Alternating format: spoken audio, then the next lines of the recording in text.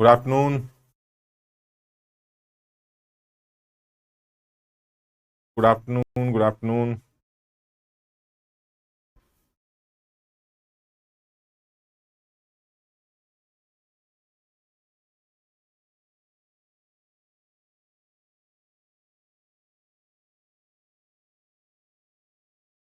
Good afternoon.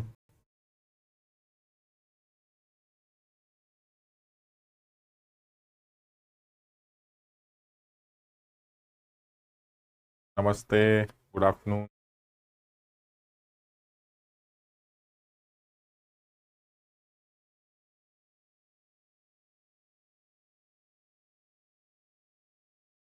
वालेकुम सलाम।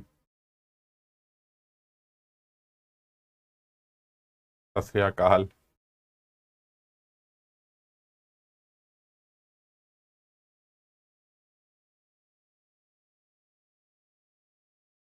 इसका भी आज बर्थडे है, हैप्पी बर्थडे। का भी आज बर्थडे।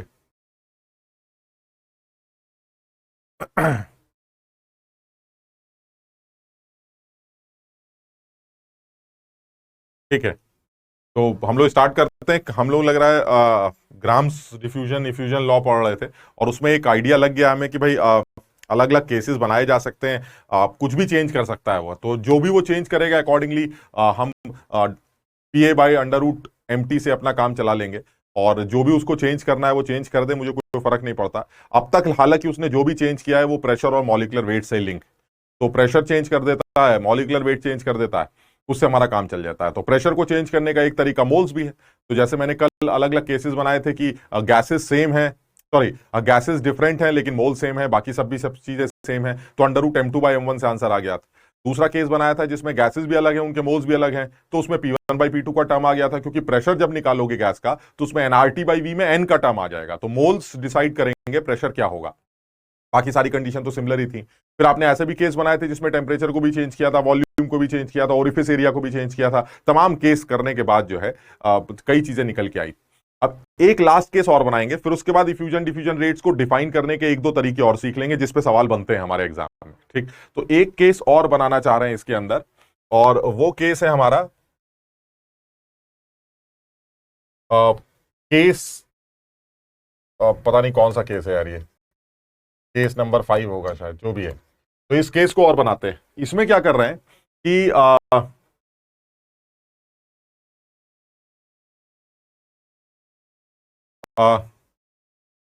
एक बार वो क्वेश्चन ले आऊंगा DPP4, नेक्स्ट लास्ट DPP का फोर्थ क्वेश्चन तुम कह रहे हो, मैं एक बार क्वेश्चन ले आऊंगा अगली क्लास में, तो वो करा दूंगा। ठीक है, तो इसमें बड़ा आसान है, बहुत सीधी सी बात है। अगर मैं केस 5 बनाने जा रहा हूं तो इसमें ये बोला जाएगा, ये एक यूनिक सा केस है यार, और ये सबसे अच्छा केस माना जाएगा।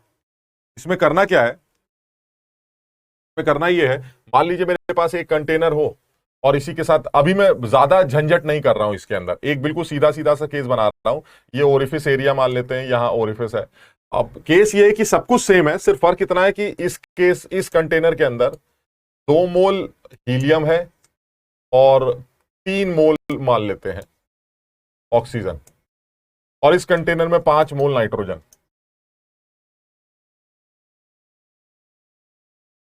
अब आपको इन दोनों के फ्यूजन रेट्स का रेशियो निकालना है।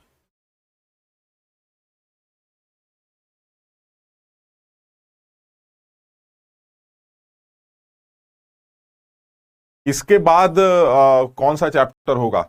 मेरा वैसे पर्सनल ओपिनियन ये है कि मैं इसके बाद जो है एक छोटा चैप्टर लूंगा, केमिकल इक्विलिब्रियम। उसका रीजन है, इसके बाद वैसे तो थर्मोडायनेमिक्स ली जा सकती है, लेकिन थर्मो को लेने का फायदा थोड़ा सा ज्यादा तब समझ में आता है जब फिजिक्स में हो जाती, क्योंकि जब फिजिक्स में थर्मोडायनेमिक्स पढ़ा देते हैं तो फर्स्ट लॉ पूरा कंप्लीट कर देते हैं। तो हम लोगों के लिए आसानी क्या होती है कि हमें थर्मोकेमिस्ट्री में डिस्कस करना होता है, और फर्स्ट लॉ के अंदर हमें इररिवर्सिबल प्रोसेसेस को थोड़ा सा डिस्कस करना होता है, और सेकंड लॉ डिस्कस करना होता है। तो हमारे लिए थोड़ा आसान पड़ जाता है, क्योंकि वो वर्क डन वाले जितने भी सवाल होते हैं वो फिजिक्स में सिर्फ वर्क डन ही पढ़ाया जाता है, तो फिजिक्स वाले वर्क डन वाला पोर्शन पूरा कवर कर चुके हो।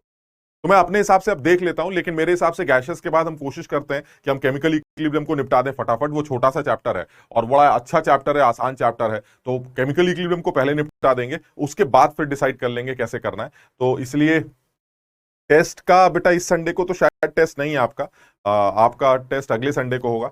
और अब कुछ लोग कह रहे हैं डीपीपी का सोल्यूशन आप ही दिया करिए। देखो मैं कोशिश हमेशा ये कर रहा हूं कि सोल्यूशन मैं दूं, लेकिन कुछ इस तरह के एंगेजमेंट्स हैं कि जितने भी नए प्रोग्राम्स लॉन्च हो रहे हैं उसमें क्लासेस लग रही हैं और लगाई जाएंगी, तो थोड़ा सा वो आप मैनेज अभी कर रहे हैं। मैं मेरे हिसाब से कुछ दिनों बाद से या शायद अब डीपीपी सोल्यूशन मैं दूं, लेकिन अभी कुछ कह नहीं सकता। तुम अपने हिसाब से देखो, सीधी सी बात है, करना तो वो तुम्हें है ना। सोल्यूशन तो एक हल्की सी हिंट मिल जाती है, बाकी करना आप ही को है। तो सोल्यूशन के तो चक्कर में पड़ना ही नहीं है, हमें तो सवालों में खुद ही सर फोड़ना है अपना। तो आप अगर नहीं कर पा रहे हैं, फिर करिए, फिर करिए, फिर करिए, इधर उधर से देख के करिए। आप सोल्यूशन तो एक हिंट दे देगा, तो आप सोल्यूशन देखकर एक हल्की सी हिंट ले लीजिए बस, और उसमें ज्यादा डिटेल में जाने की जरूरत नहीं। फिर भी कोशिश करेंगे यार, है ना। वो कोशिश करते हैं कि डीपीपी का सोल्यूशन मैं दूं, मैं ये कोशिश करूंगा भाई। छोड़ के कहाँ जा रहे हैं यार। तुम लोग तो मेरे ऑनलाइन करियर का पहला बैच हो। इससे पहले तो कभी ऑनलाइन पढ़ाया ही नहीं मैंने। तो तुम लोगों को छोड़ के जाने का तो कोई मतलब ही नहीं समझ में आता यार। तो इसलिए ये तो सोचने की जरूरत ही नहीं है कि छोड़ के जाने वाली कोई बात। इसलिए और केमिकल इक्विलिब्रियम के बाद फिर आयनिक इक्विलिब्रियम भी साथ में ले लेंगे, तो ये बड़े चैप्टर, मतलब ऑलमोस्ट 11th का पूरा सिलेबस फिजिकल केमिस्ट्री का ये कवर हो जाएगा। तो बस फटाफट ये काम कर लेते हैं। इस चैप्टर को भी एक दो क्लासेस के अंदर ही खत्म करने की कोशिश करेंगे। आज ये इफ्यूजन डिफ्यूजन लॉ फटाफट खत्म करते हैं और फिर kinetic theory of gases start कर लेते हैं, और अगली क्लास में वो खत्म करके रियल गैसेस स्टार्ट कर लेंगे। तो ये चैप्टर बड़ी जल्दी कवर हो जाएगा। तो थोड़ा सा इसमें जोर लगा देते हैं इसको अब सब लोग। हाँ, अमन सही कह रहा है, पहली मोहब्बत है आपकी, सही है। तो इसको तो छोड़ के जाने का कोई मतलब ही नहीं बनता, है ना। लेकिन सुना यही है कि छूटती जरूर है। अ, ठीक है।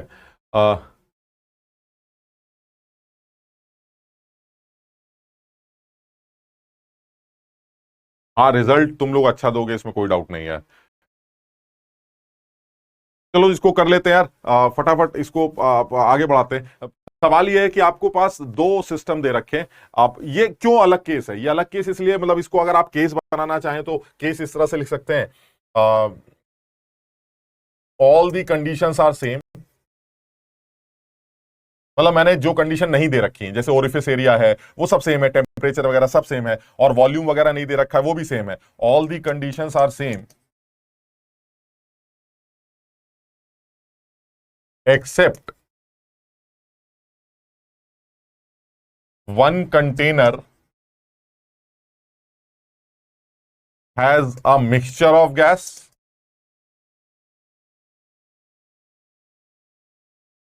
and another container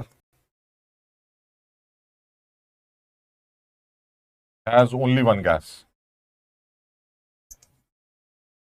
ये सिर्फ पहला केस बन सकता है ये, और इसमें गंदगी फैला सकते हैं आप। गंदगी मतलब अगर आपको ये समझ में आ जाएगा तो आप फिर इसमें गंदगी फैलाना स्टार्ट कर दीजिए, ओरिफिस एरिया बदल दीजिए, गैसेस के मोल्स बदल दीजिए, सब बकवास करना शुरू कर दीजिए। यहां भी मिक्सचर ले लीजिए, वहां भी मिक्सचर है और यहां भी मिक्सचर है, तब भी सवाल बन सकता है। लेकिन एक्चुअली वो तो इसी से आ जाएगा, मतलब हमें वो फॉर्मूला आता है तो हम उसमें चेंजेस करते रहेंगे, वो सब अलग बात। मेन चीज है कि इसमें करना क्या है।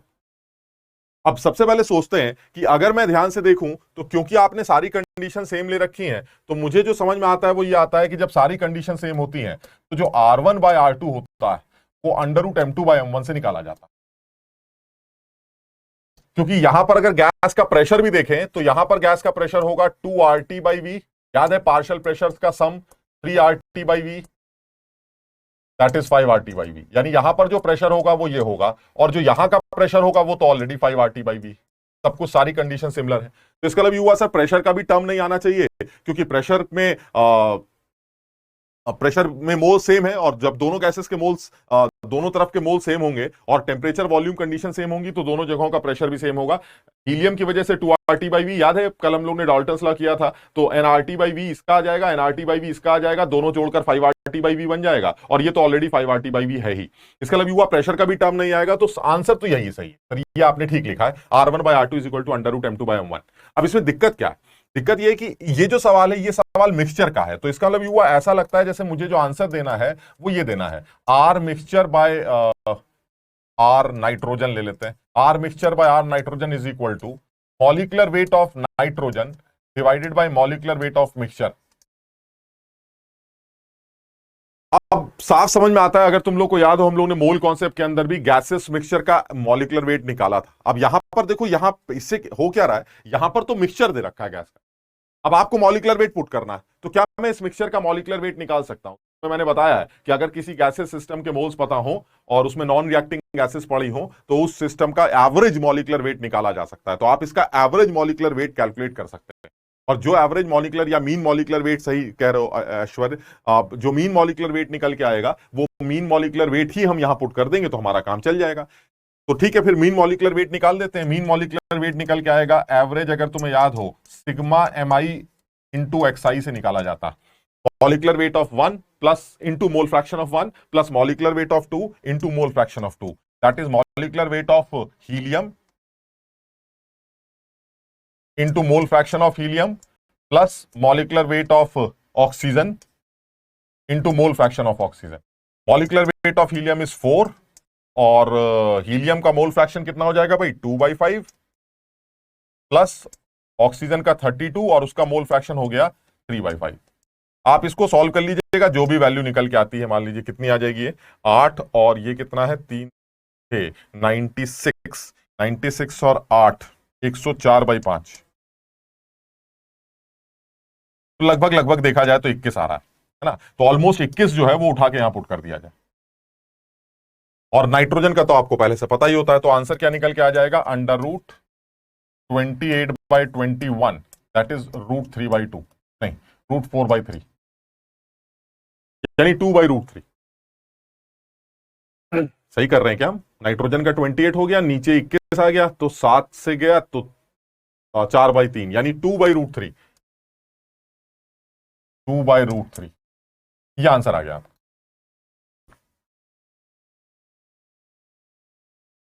ये 21 ही आ रहा है ना, 21 ही आएगा, ऑलमोस्ट 21 ही आएगा, ठीक। तो 2/√3 आंसर आ गया। तो इसका मतलब ये हुआ कि अगर मिक्सचर दिया जाएगा तो मिक्सचर के केस में आपको मॉलिक्यूलर वेट निकालने के लिए आपको उस मिक्सचर का एवरेज मॉलिक्यूलर वेट निकालना पड़ेगा, और मिक्सचर का average molecular wait, gases mixture का एवरेज मॉलिक्यूलर वेट हमेशा सिग्मा एमआई एक्सआई से निकाला जाता है, यानी m1x1 plus m2x2 plus m3x3 plus m4x4 so on.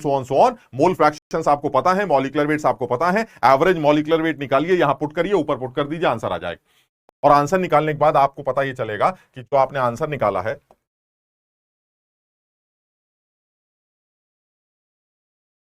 वो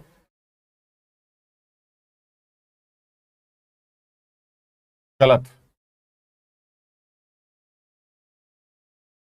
जो आंसर हमने निकाला है वो गलत। ये बिल्कुल जेई के एडवांस लेवल पर एक सवाल बन सकता है, और बहुत सीधा सवाल है इसमें, लेकिन थोड़ी सी अकल लगानी, और इसकी अकल लगाने के लिए आपको पुरानी बात पे आना पड़ेगा जो हमने ग्राम डिफ्यूजन लॉ में स्टार्ट की थी। ये बताओ, सोच के जवाब देना, ये जो मॉलिक्यूलर वेट आप रखते हैं ये किसका रखते हैं? अरे किसका क्या रखते हैं सर? गैस का रखते हैं, उसमें क्या है, इससे पहले आपने हर बार गैस का ही तो मॉलिक्यूलर वेट रखा है। तो यहां पर आपने मॉलिक्यूलर वेट किसका रखा है सर? गैस का रखा है। कहां रखा है सर? ये देखिए, हमने एवरेज मॉलिक्यूलर वेट निकाला है, आपको इस सिस्टम का ही तो मॉलिक्यूलर वेट चाहिए, और इस सिस्टम का मॉलिक्यूलर वेट एक एवरेज मॉलिक्यूलर वेट होना चाहिए। बिल्कुल सही कह रहे हो, एवरेज मॉलिक्यूलर वेट होना चाहिए। आपने जो मॉलिक्यूलर वेट निकाला है इस सिस्टम का, क्या वो एवरेज मॉलिक्यूलर वेट सही निकाला है? मैंने कहा यही फॉर्मूला होता है, फॉर्मूला भी बिल्कुल सही है, सब कुछ तो सही निकाला, गलत कुछ नहीं किया। कह रहे आपको ये पता ही नहीं है, इस जो ग्राम्स डिफ्यूजन लॉ में, नहीं सृजन कह रहा है मैंने लिख लिया। अरे लिख लिया तो अच्छा हुआ ना, लिखने के बाद नीचे मेंशन करो कि गलती क्या होने जा रही है, हम गलत क्या कर रहे हैं। और इसमें बड़ी इंपॉर्टेंट एक पॉइंट निकल के आने वाली है, मॉलिक्यूलर वेट किसका रखना है सर? वो इफ्यूजन डिफ्यूजन लॉ में जो ग्राम साहब कह के मर गए कि भाई मॉलिक्यूलर वेट के इनवर्सली प्रोपोर्शनल और डायरेक्टली प्रोपोर्शनल, ये एम है क्या भला? तो आपने बताया कि एम तो मॉलिक्यूलर वेट होता है सर, इसमें सोचना क्या है, किसका होता है सर? गैस का। किस गैस का? ये इंपॉर्टेंट, किस गैस के मॉलिक्यूलर वेट की बात कर रहे हो? अरे सर जो गैस पड़ी है उसी के मॉलिक्यूलर वेट की बात कर रहे हैं ना, ये नहीं कहा था ग्राम, और कहा भी था तो गलत कहा था। ग्राम ने जो फॉर्मूला बनाया है, बात खत्म हो गई। अब बनाने वालों ने, अकल लगाने वालों ने, हम लोगों ने ये अकल लगा ली है कि जो मॉलिक्यूलर वेट होगा वो उस गैस का नहीं होगा जो अंदर पड़ी, वो उस गैस का होगा जो निकल रही। मैंने कहा मतलब, कह रहा है वो गैस जो बाहर निकल रही है वही तो डिसाइड करेगी ना कि मॉलिक्यूलर वेट की रेट ज्यादा होगा या कम होगा। मैंने कहा बात तो सही है, लेकिन जो अंदर पड़ी है वही तो बाहर निकल रही है। इससे पहले आपने हर बार यही किया था। हर बार इसलिए ऐसा किया था क्योंकि अंदर एक ही गैस पड़ी थी, और जो अंदर पड़ी है एक गैस वही बाहर निकलेगी। इसलिए चाहे बाहर निकलने वाली का मॉलिक्यूलर वेट लो, चाहे अंदर निकलने वाली का मॉलिक्यूलर वेट लो, वो सेम आएगा। यानी मेरे कहने का मतलब यह हुआ कि ये जो गैस यहां से इनिशियली निकलने वाली है, ये गैस, मुझे इस गैस का मॉलिक्यूलर वेट चाहिए, क्योंकि रेट ये डिसाइड करेगा। अरे अक्ल लगाओ, एक कमरे में मोटे लड़के भी बैठे हैं, मोटे बच्चे भी बैठे हैं, और हल्के बच्चे भी बैठे हैं। अब सोचो, हल्के बच्चे ज्यादा निकलने लगे छेद में से तो रेट बढ़ जाएगा, और अगर मोटे बच्चे ज्यादा निकलने लगे तो रेट घट जाएगा। इसका मतलब युवा जो आदमी उस छेद में से निकलने जा रहा है वो डिसाइड करेगा कि उसका रेट ज्यादा है या कम। इस गैस का जो गैस के अंदर बच्चे बैठे हैं वो डिसाइड नहीं करेंगे कि रिएक्शन की गैस के लीक करने का रेट ज्यादा है या कम। सब लोग समझने की कोशिश करो, हम इफ्यूजन रेट की बात कर रहे हैं, और इफ्यूजन रेट गैस के मॉलिक्यूलर वेट के साथ इनवर्सली रिश्ता रखता है। लेकिन मॉलिक्यूलर वेट किसका? उस गैस का जो निकल रही। अरे सर, इससे पहले तो वही गैस रहते थे जो आपने अंदर भर रखी है, क्योंकि जब एक ही भरी थी तो एक ही निकलेगी ना, जो भरी है वही तो निकलेगी।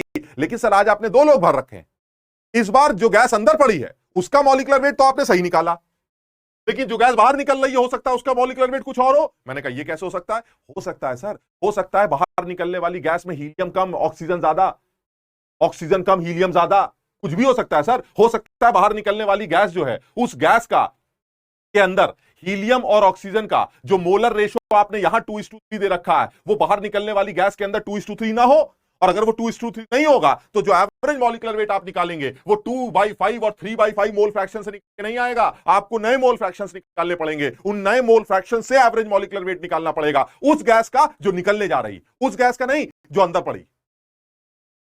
सब लोग समझने की, शायद तुम सही कह रहे हो, हीलियम पतला है। हीलियम पतला तो है, लेकिन हीलियम के पतले होने के बावजूद उसका प्रेशर भी तो कम है।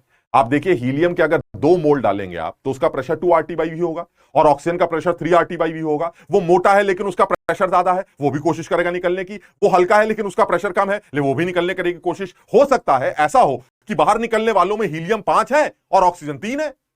अब रेशो क्या हुआ सर? अब तो 5:3 हो गया, और पहले रेशो क्या था सर? पहले 2:3 था। यानी पहले आपने 2:3 को मान के मॉलिक्यूलर वेट निकाला, अब आपको 5:3 मान के मॉलिक्यूलर वेट निकालना पड़ेगा, और ये मॉलिक्यूलर वेट उस गैस का होगा जो निकलने जा रही है, और जो निकलने जा रही है वही डिसाइड करेगी रेट ज्यादा है या रेट कम।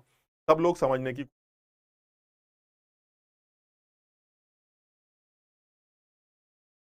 कार्तिक कह रहा है sir repeat repeat repeat repeat. Kartik हिल गया एकदम कि ये चल क्या रहा है। हम फिर से बोल रहे हैं, तुमने कुछ गलत नहीं किया है। तुमने जो भी अब तक किया है वो ठीक है। क्या था सर? आप एक बर्तन लेते थे, उसमें गैस डाल देते थे, दूसरा बर्तन लेते थे, उसमें गैस डाल देते थे, फिर आप खेल कूद करते थे, लेकिन मॉलिक्यूलर वेट जो मैं रखता था उस गैस का रखता था जो अंदर पड़ी। एक्चुअली अगर तुम यहीं से, उस टाइम पर मैंने जानबूझ के तुम्हें नहीं बताया क्योंकि मुझे ये वाला पॉइंट उठाना था, लेकिन एक चीज क्लियर है, जो अंदर पड़ा है वो रेट डिसाइड नहीं करता। भेद में से निकलने का जो इनिशियल रेट होगा वो डिसाइड करेगा जो निकल रहा है। अंदर क्या है माहौल, मुझे इससे मतलब नहीं।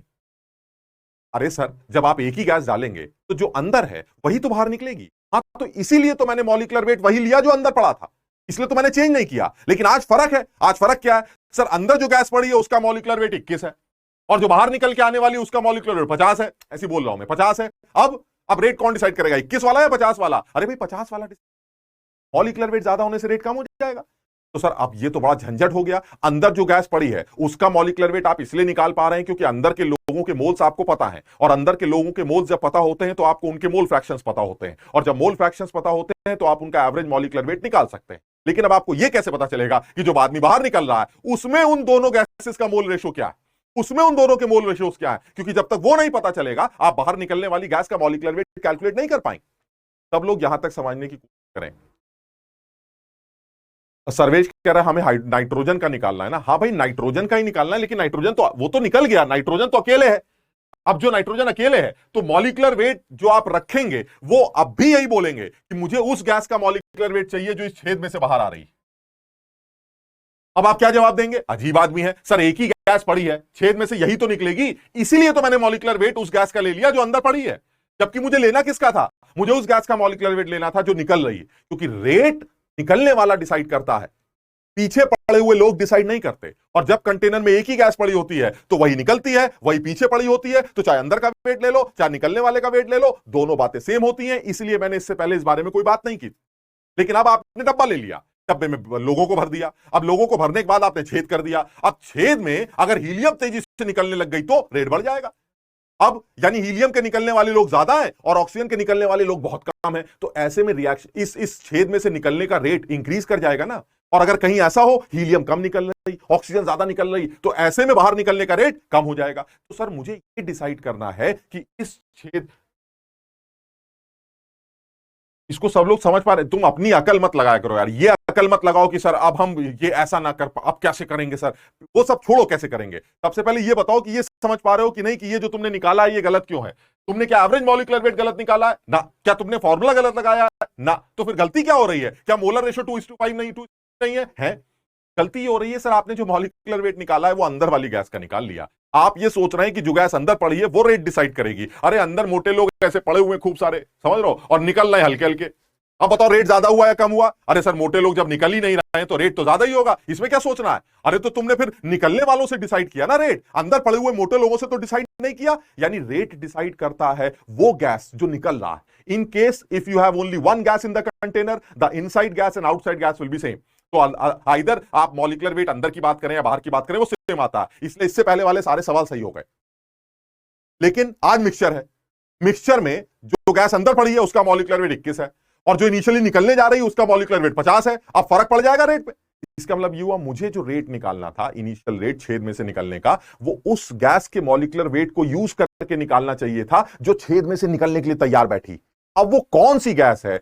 ऑब्वियस है, ये तो कहना गलत है सर हीलियम ही हीलियम निकलेगी, O2 नहीं निकलेगी, या O2 ही O2 निकलेगी, हीलियम बाद में निकलेगी। ये तो कह नहीं सकते। सबको निकलने का मौका मिला है तो सभी लोग बाहर निकल के आएंगे, लेकिन कैसे निकल के आएंगे, कितने निकल के आएंगे, ये डिसाइड करना है। सब लोग पहले, हाँ आदित्य, हम इस बारे में बात करते हैं कि हमें पता कैसे चलेगा, लेकिन आप पहले इस बात को समझिए कि मैं बात क्या कर रहा हूं, क्या गलती हो रही। और ज्यादातर बुक्स में ये सवालों के आंसर गलत दे दिए जाते हैं। वो √m2/m1 में मिक्सचर का मॉलिक्यूलर वेट 21 निकाल के आंसर 2/√3 दे देते हैं। उन लल्लुओं को इतनी अकल नहीं है कि आप मिक्सचर के मॉलिक्यूलर वेट को सही निकाल रहे हैं, सब कुछ सही है, लेकिन किस मिक्सचर का निकाल रहे हैं उनको इससे मतलब ही नहीं।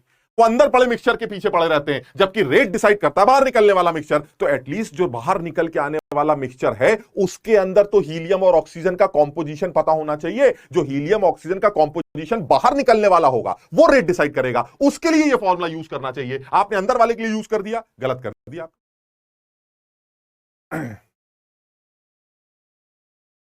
समझ पाए? हाँ, हाँ, पैसे पता कैसे चलेगा हम इस बारे में बात करते हैं, लेकिन कुछ लोग इस बारे को, इस चीज को समझने की कोशिश करें। ठीक, अच्छा, अब ये तो बड़ा झंझट हो गया सर। अब आपने तो मोलर रेशो अंदर का दे रखा है और आप कह रहे हैं हमें बाहर का मोलर रेशो चाहिए, जो निकलने जा रही है हमें उसका मोलर रेशो चाहिए। अब यहां पर कितनी हीलियम है और कितनी ऑक्सीजन है ये मुझे कैसे पता चलेगा सर? ये तो बड़ा मुश्किल हो जाएगा। हाँ मान लो पता चल जाए तो फिर तो ठीक है सर, क्योंकि अब मुझे जो गैस निकल रही है उसका मोलर रेशो पता चल गया। अब मुझे उसके मोल फ्रैक्शंस पता चल जाएंगे और अब मैं फिर से यही वाला फॉर्मूला लगाऊंगा उस गैस के लिए जो निकलने जा रहा है, उससे नया मॉलिक्यूलर वेट आएगा, वो यहां पुट करूंगा। अब मेरा आंसर सही है। यानी पूरा जोर कहां लगाना है? पूरा जोर इस चीज पर लगाना है कि जो गैस निकलने जा रही है उसका कॉम्पोजिशन, बस ये काम करना है। यहां तक सब लोगों को समझ में आ गया है? ठीक, जो लोग समझ रहे हैं उनके समझ में आ गया होगा, और वो लोग प्रैक्टिकली सोचेंगे तो समझ में आएगा। ग्राम ग्राम करते रहोगे तो कुछ ना समझ में आएगा। आप खुद ही सोच के देखिए, छेद में से जो गैस निकल रही है वही तो बताएगी रेट ज्यादा या कम है, अंदर वाली गैस तो ना बताएगी। हाँ, अगर एक ही गैस पड़ी है तो वही अंदर वही बाहर, कोई दिक्कत नहीं। लेकिन अगर मिक्सचर पड़ा है तो फिर वही है, छेद में से निकलने वाले का कॉम्पोजिशन पता होना चाहिए, अंदर पड़े हुए के कॉम्पोजिशन से कोई फर्क नहीं पड़ता। अब छेद में से निकलने वाली गैस का कॉम्पोजिशन कैसे निकाला जाए, उसमें कितने कितने लोग पड़े हैं, किसके कितने कितने लोग पड़े हैं, जब तक ये नहीं पता चलेगा तब तक काम नहीं। और ये काम कैसे किया जाएगा अब हम इस बारे में बात करते हैं। ठीक,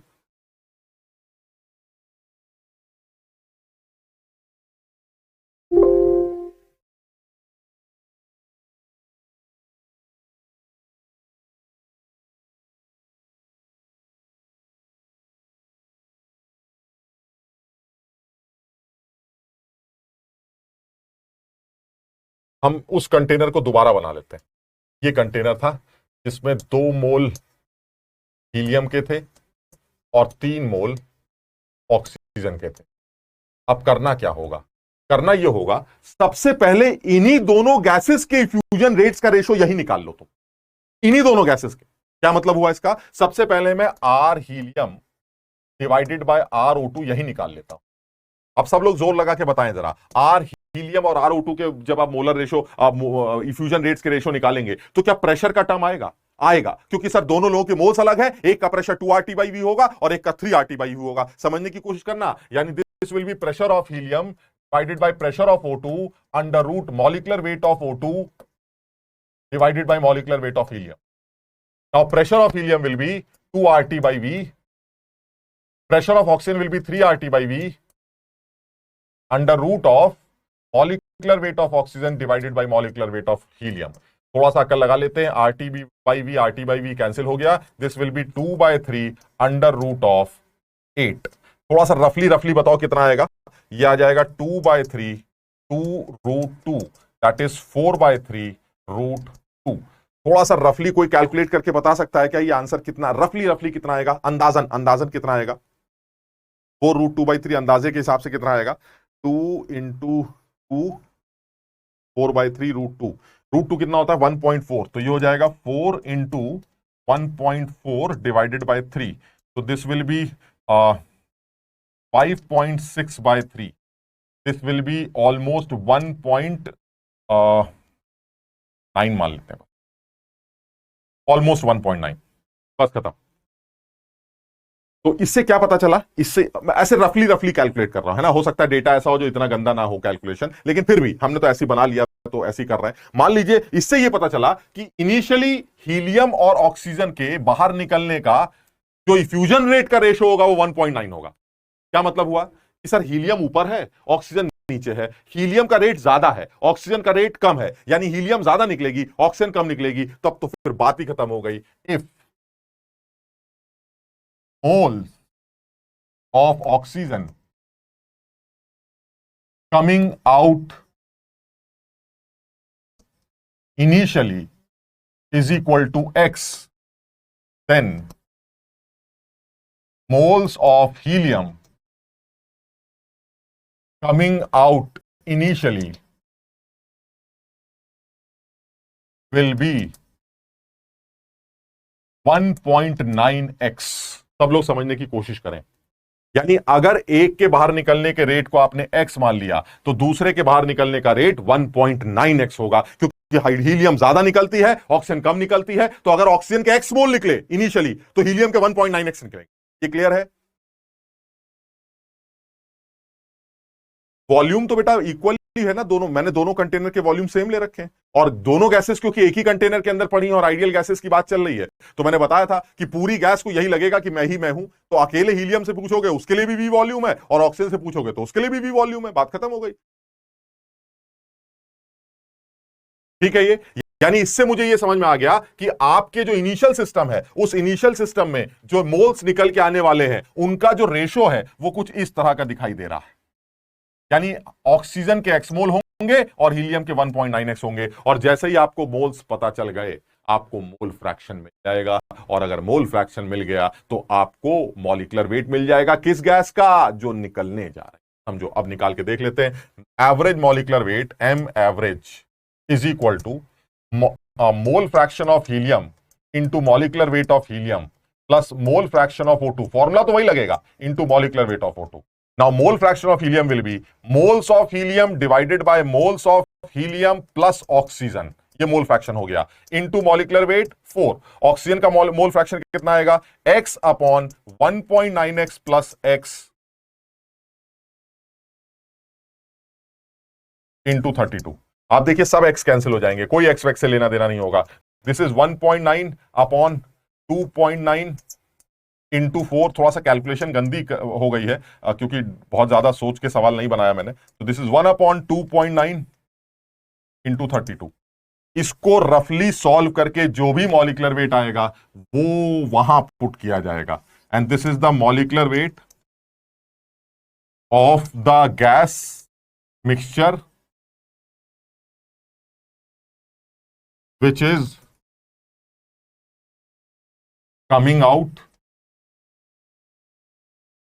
इनिशियली। मुझे ये चाहिए था। सब लोग पहले आराम से समझने की कोशिश करें। हाँ, चिराग कह रहा है 1.9 को 2 मान लीजिए। अब देखो, मानने की बातें करेंगे तो फिर तो ठीक है, वो तो अब देखा जाएगा डेटा कैसे दे रखा है। मैं अब क्योंकि मुझे कौन सा सॉल्व करना है, तो मैं तो यहां सभी कुछ लिख रहा हूं, अब जो भी आएगा सॉल्व करके, तो इसको रफली रफली सॉल्व करके आप मॉलिक्यूलर वेट निकाल सकते हैं, और ये मॉलिक्यूलर वेट आप वहां जाके पुट करेंगे तो आपका आंसर सही निकल के आएगा। आप सोच लीजिए जरा, वहां पर जो गैस पड़ी थी उसके अंदर का मोलर रेशो वो 2:3 था, और जो बाहर गैस निकल के आ रही है उसका मोलर रेशो 1.9:1। कितना फर्क है दोनों, हम समझने की कोशिश करो।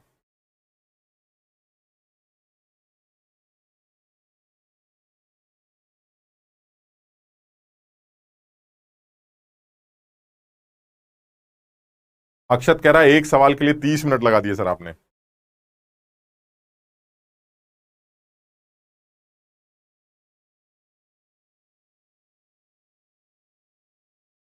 एवरेज वेट 13 के आसपास आ रहा है, ठीक है।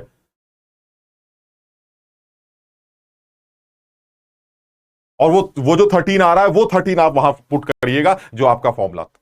सब लोग इसको समझ, मतलब आपके लिए ये इतना इंपॉर्टेंट इस तरह से नहीं है कि हम कैलकुलेशन कैसा कर रहे हैं, क्या कर रहे हैं। इंपॉर्टेंट ये है कि जो मॉलिक्यूलर वेट उस फॉर्मूले में रखा जाता था आज तक, वो मॉलिक्यूलर वेट तब भी उसी गैस का था जो निकल रही, अंदर वाली गैस का नहीं था। लेकिन क्योंकि अब तक एक ही गैस भरी जाती थी, ये वही निकलती थी, ये मेरा गड़बड़ होता नहीं था। लेकिन आज मैंने मिक्सचर भरा है, और आप मिक्सचर के मॉलिक्यूलर वेट से आंसर निकालना चाहते हैं। डब्बे के अंदर पड़े हुए लोग डिसाइड नहीं करते कि वो किस स्पीड से निकल रहे हैं, स्पीड डिसाइड करती है लोगों की जो निकल रहे हैं। इसलिए निकलने वालों का आपको मॉलिक्यूलर वेट चाहिए, उस गैसियस मिक्सचर का मॉलिक्यूलर वेट चाहिए जो इनिशियली डब्बे में से निकलने जा रही। जो अंदर पड़ी है मुझे इससे मतलब नहीं। और ऐसा करने के लिए जो गैस अंदर पड़ी हुई है, जो मिक्सचर अंदर पड़ा हुआ है, उन्हीं के इफ्यूजन रेट्स का रेशो अलग से कैलकुलेट करके उनके बाहर निकलने के रेट को निकालो। और अगर वो रेट 1.9 निकल के आता है तो आपको पता चल जाएगा कि हीलियम 1.9 निकलती है तो ऑक्सीजन 1 निकलती है। यानी अगर ऑक्सीजन के x मोल निकलेंगे तो हीलियम के 1.9x मोल निकलेंगे। दोनों के मोल्स पता चल गए, और जैसे ही दोनों के मोल्स आए, मोल फ्रैक्शन निकाला, फटाफट एवरेज मॉलिक्यूलर वेट निकालकर अपना आंसर निकाला। और इस बार ये जो मॉलिक्यूलर वेट निकल के आएगा, जिसको तुम लोग बता रहे हो 13 के आसपास आएगा, वो आप अपने प्रीवियस वाले मिक्सचर के मॉलिक्यूलर वेट में पुट कर दीजिएगा। यानी यहां पर जो 21 रखा गया था ये गलत था, आपको मिक्सचर का मॉलिक्यूलर वेट 13 रखना चाहिए था, जो भी आ रहा है, जो भी इसको सॉल्व करके आ रहा है।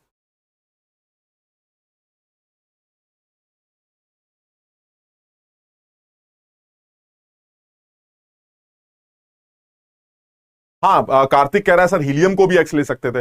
अरे यार कार्तिक, अगर हीलियम को एक्स लेते तो ऑक्सीजन को एक्स अपॉन 1.9 लेना पड़ता, और गंदा सा लगता, समझ लो। इसलिए मैंने ऑक्सीजन को एक्स ले लिया ताकि वो 1.9 टाइम्स हो जाए। तुम आंसर वैसे भी निकाल सकते हो, बिल्कुल ले सकते हो।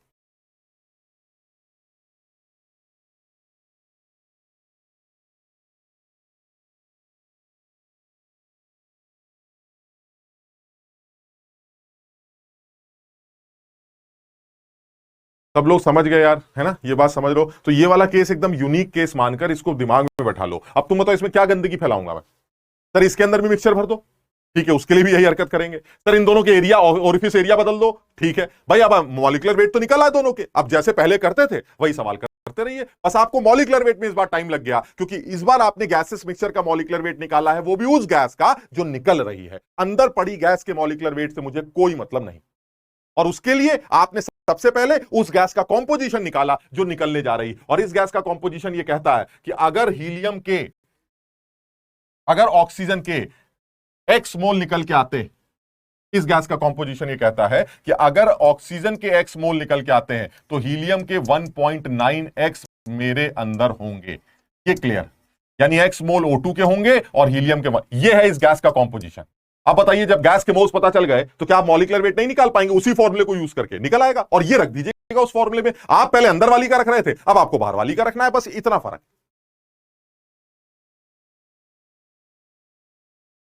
अनुराग कह रहा है सर आपने एकदम जज्बात बदल दिए, ऐसा क्या कर दिया यार। एक बच्चा कह रहा है सर मोल फ्रैक्शन वाला दोबारा बता दो। मोल फ्रैक्शन वाला तो मैंने कुछ किया ही नहीं बेटा, वो तो हमारा एक फॉर्मूला था। ये जो मोल फ्रैक्शन होते हैं हीलियम का और ऑक्सीजन का, जो मोल फ्रैक्शन होता है वो कैसे निकालते हो? हीलियम के मोल अपॉन टोटल मोल। अब तुम बताओ हीलियम के मोल कितने हैं? 1.9x, और टोटल कितने होंगे? x plus 1.9x। X x cancel हो जाएगा, मोल फ्रैक्शन आ जाएगा। इसी तरह से O2 का मोल फ्रैक्शन निकालेंगे, और वही वाला फॉर्मूला रखकर, बस फर्क कितना होगा, 2/5 और 3/5 गलत, ये सही नहीं। सही तरीका, इन दोनों की जगह आप वो मोल फ्रैक्शंस रखिए, उस गैसियस मिक्सचर के मोल फ्रैक्शंस रखिए जो निकलने जा रहा है, बस ये सही। हाँ जयदेव, आप हीलियम के भी एक्स मोल ले सकते थे, लेकिन उस केस में O2 के एक्स अपॉन 1.9 होंगे, क्योंकि हीलियम के मोल ज्यादा निकल रहे हैं। तो अगर हीलियम के एक्स लोगे तो O2 के 1.9 टाइम्स कम हो जाएंगे।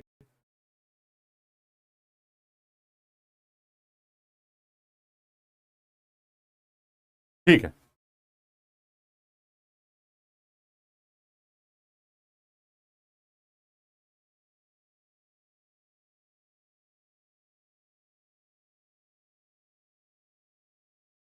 अगर दो से ज्यादा होंगे, अरे बेटा दो ही उसने आज तक नहीं पूछे, तो दो से ज्यादा के चक्कर में मत पड़ो, क्यों दिमाग लगा रहे हो, उसमें भी झंझट ही है।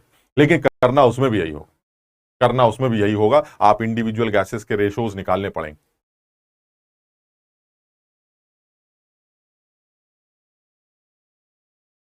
हाँ मैं ही लास्ट तक पढ़ाऊंगा यार, जिंदा रहे तो लास्ट तक रहेंगे।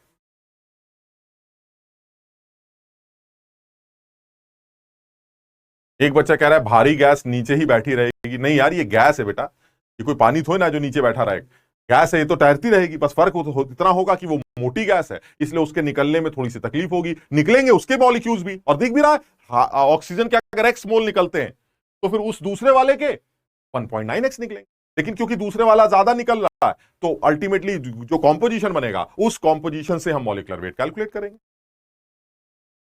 हाँ इस चैप्टर में से क्वेश्चंस काफी आते हैं बेटा, ये चैप्टर इंपॉर्टेंट है, और दूसरा इस चैप्टर का यूज तुम्हें पता ही है, गैस का पूरा सिस्टम है, थर्मोडायनेमिक्स में भी इसका यूज होगा, आगे लिक्विड सॉल्यूशंस के अंदर भी इसका यूज होगा, हर जगह इवन इलेक्ट्रोकेमिस्ट्री में भी इसका यूज होगा, हर जगह इसका यूज आपको देखने को मिलता है।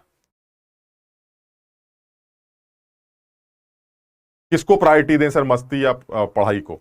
ऑब्वियस है मस्ती को ज्यादा प्रायोरिटी देनी चाहिए, और जो बच्चा मस्ती में पढ़ाई करेगा वो तो सेलेक्ट होगा ही होगा। ठीक है आगे बढ़ते हैं। अच्छा अब इसी में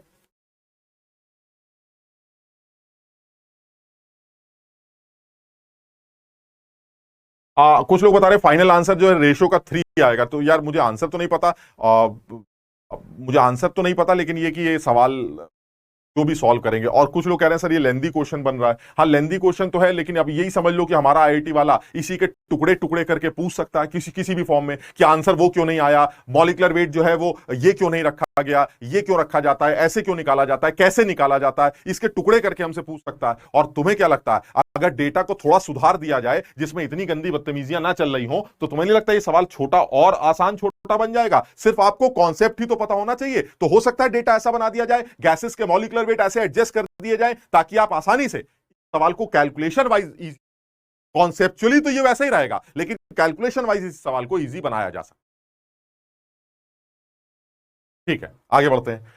अब देखो ये तो एक बेस्ट लेवल था ही इसका, अब जैसे एक आध सवाल और देख लेते हैं, हालांकि इसको देखने से पहले जो है मैं जो हूं एक चीज और जोड़ना चाह रहा हूं, तब मैं आगे के सवाल दिखाऊंगा जो आईआईटी के लिए बड़े बड़े फेवरेट सवाल माने जाते हैं।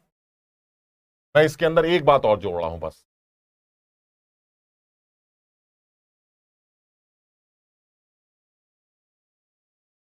तुमने अब तक ये पढ़ा R1/R2 की जो वैल्यू है वो अगर मैं सीधी सीधी बात करूं तो P1/P2 √M2/M1 से निकाली जाती है, अगर आपने बहुत ज्यादा बदतमीजी ना की है तो।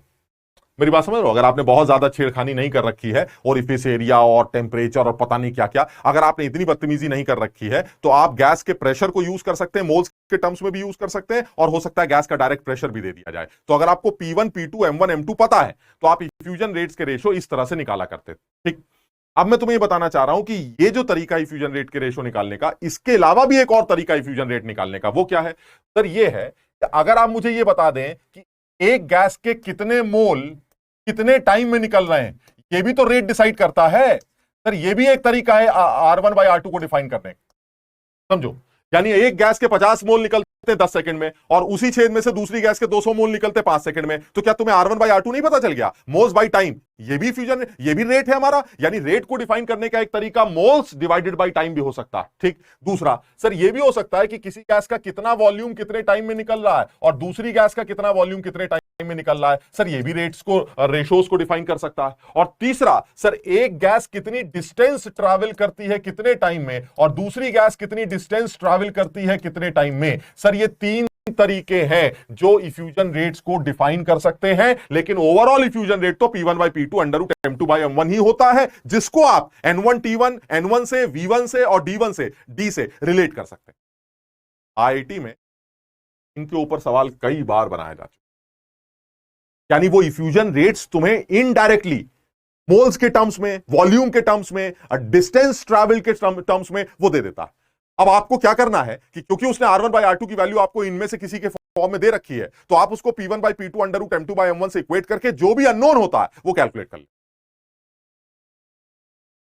तो सब लोग समझने की कोशिश करो, बहुत सीधी बात। मैं एक हिंट देता हूं, मैं एग्जांपल भी ले लूंगा, मैं हिंट भी दे रहा हूं, तुम इसको समझो। मैंने आज इस बात को, ग्राहम डिफ्यूजन लॉ को बिल्कुल फाइनल कर दिया। पहला, सर R1 by R2 निकालने के अलग अलग केसेस क्या क्या हो सकते हैं, अलग अलग कंटेनर्स के रेशोस कैसे निकलते हैं, एक काम खत्म हो गया। दूसरा, सर सवालों में R1 by R2 अगर वो देना चाहे तो कैसे दे सकता है। अरे भाई एक तरीका तो सीधा ही हो गया, एक का रेट 25 है, एक का 100, बात ही खत्म हो गई। सर दूसरा तरीका वो ये दे सकता है कि किसी एक पर्टिकुलर गैस के कितने मोल कितने टाइम में निकलते हैं और दूसरी गैस के कितने मोल कितने टाइम में निकलते हैं। तो सर ये भी तो रेट्स का रेशो है, इसको भी तो P1 by P2 under root M2 by M1 से इक्वेट कर सकते हैं। हाँ कर सकते हैं, जो अननोन होगा आप कैलकुलेट कर लीजिएगा।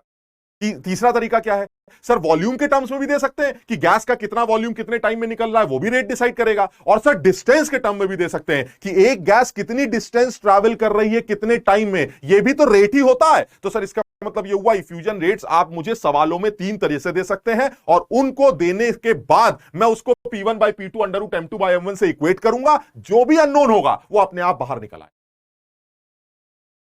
समझो बात को। अब मैंने कहा भाई ठीक है, आप क्या है इसका मतलब, हमें किस तरह का सवाल देखने को मिल सकता। तो मैं एक आध सवाल दिखाता हूं तुम्हें, बड़े सीधे सीधे से सवाल हैं, अगर तुम समझो इस बात को। कि देखिए ये वाला तो अभी बाद में करूंगा, मैं पहले ये वाला कर लेते हैं।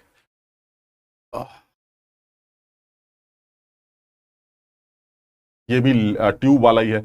एक सेकंड जरा पहले सीधा सीधा कर लेते हैं, ये बिल्कुल ही फर्जी है। ये देख लो, ये अगर तुम्हें समझ में आ रहा हो, इनमें से कोई देख लेते हैं। ये देखिए ये वाली बात, इसको समझो। मतलब जो अभी मैंने इससे पहले वाले भी सवाल तुम्हें कराऊंगा, अभी तुम सोच रहे हो सारे छोड़ दिया आपने, वो भी अभी कराते हैं, लेकिन जो अभी मैंने बात की है मैं बताऊं किस तरह से ये IIT वाले ही बदतमीजी करते हैं। देखिए जरा, x ml ऑफ हाइड्रोजन, इस बार वो रेट किस फॉर्म में दे रहा है, वॉल्यूम के, यानी वॉल्यूम निकला है x 5 सेकंड में, रेट आ गया x/5, R1 आ गया। ठीक, अच्छा दूसरी गैस की बात क्या कर रहा है, सेम वॉल्यूम यानी x कितने टाइम में निकलेगा अंडर आइडेंटिकल कंडीशन। क्या पूछ रहा है, मतलब इनमें से किसका आंसर सही होगा, मतलब सरो कि कौन सा वॉल्यूम ले, कौन सी गैस ले जो उतने ही टाइम में निकले। बात समझ लो क्या कह रहा है। यानी इस बार जो सवाल पूछ रहा है वो वॉल्यूम के टर्म्स में बात कर रहा है, यानी जो हमें रेट दे रखा है वो वॉल्यूम के टर्म्स में दे रखा है। यानी जितना समझ में आ रहा है वो ये कि इस बार जो सवाल बनेगा, क्योंकि कंडीशंस आइडेंटिकल हैं, तो R1 by R2 की वैल्यू वो under root M2 by M1 से निकाली जानी चाहिए। प्रेशर के बारे में तो कोई बात ही नहीं हो रही है, तो इसका मतलब ये हुआ कि गैसेस के प्रेशर सेम होंगे, बस फर्क इतना होगा कि एक गैस जो x ml है, हमारी x ml जो गैस आपने ली है हाइड्रोजन, वो निकलती है 5 सेकंड में, और जो दूसरी गैस है उसका भी सेम वॉल्यूम, वो निकलता है the time taken for the effusion of the same volume of the gas below under identical condition is. तो आपको बताइए, जैसे ये वाली गैस ले लेते हैं, दूसरी गैस ये ले लेते हैं, तो क्या इसको निकलने में, हीलियम को निकलने में 10 सेकंड लगेंगे, या ऑक्सीजन को निकलने में 20 सेकंड लगेंगे, या CO2 को निकलने में 55 सेकंड्स लगेंगे। अब आपको ये डिसाइड करना, तो आपको एक एक ऑप्शन लेना पड़ेगा और उसके बाद इस चीज को चेक करना पड़ेगा। आप कैसे चेक करोगे ये तुम अपने आप चेक करके देखो जरा, एक बार दिमाग लगाओ।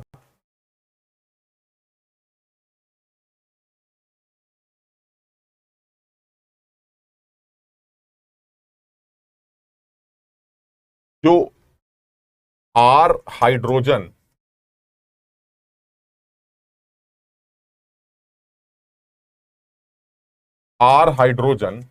मान लीजिए हमारा पहला ऑप्शन सही, और R हीलियम,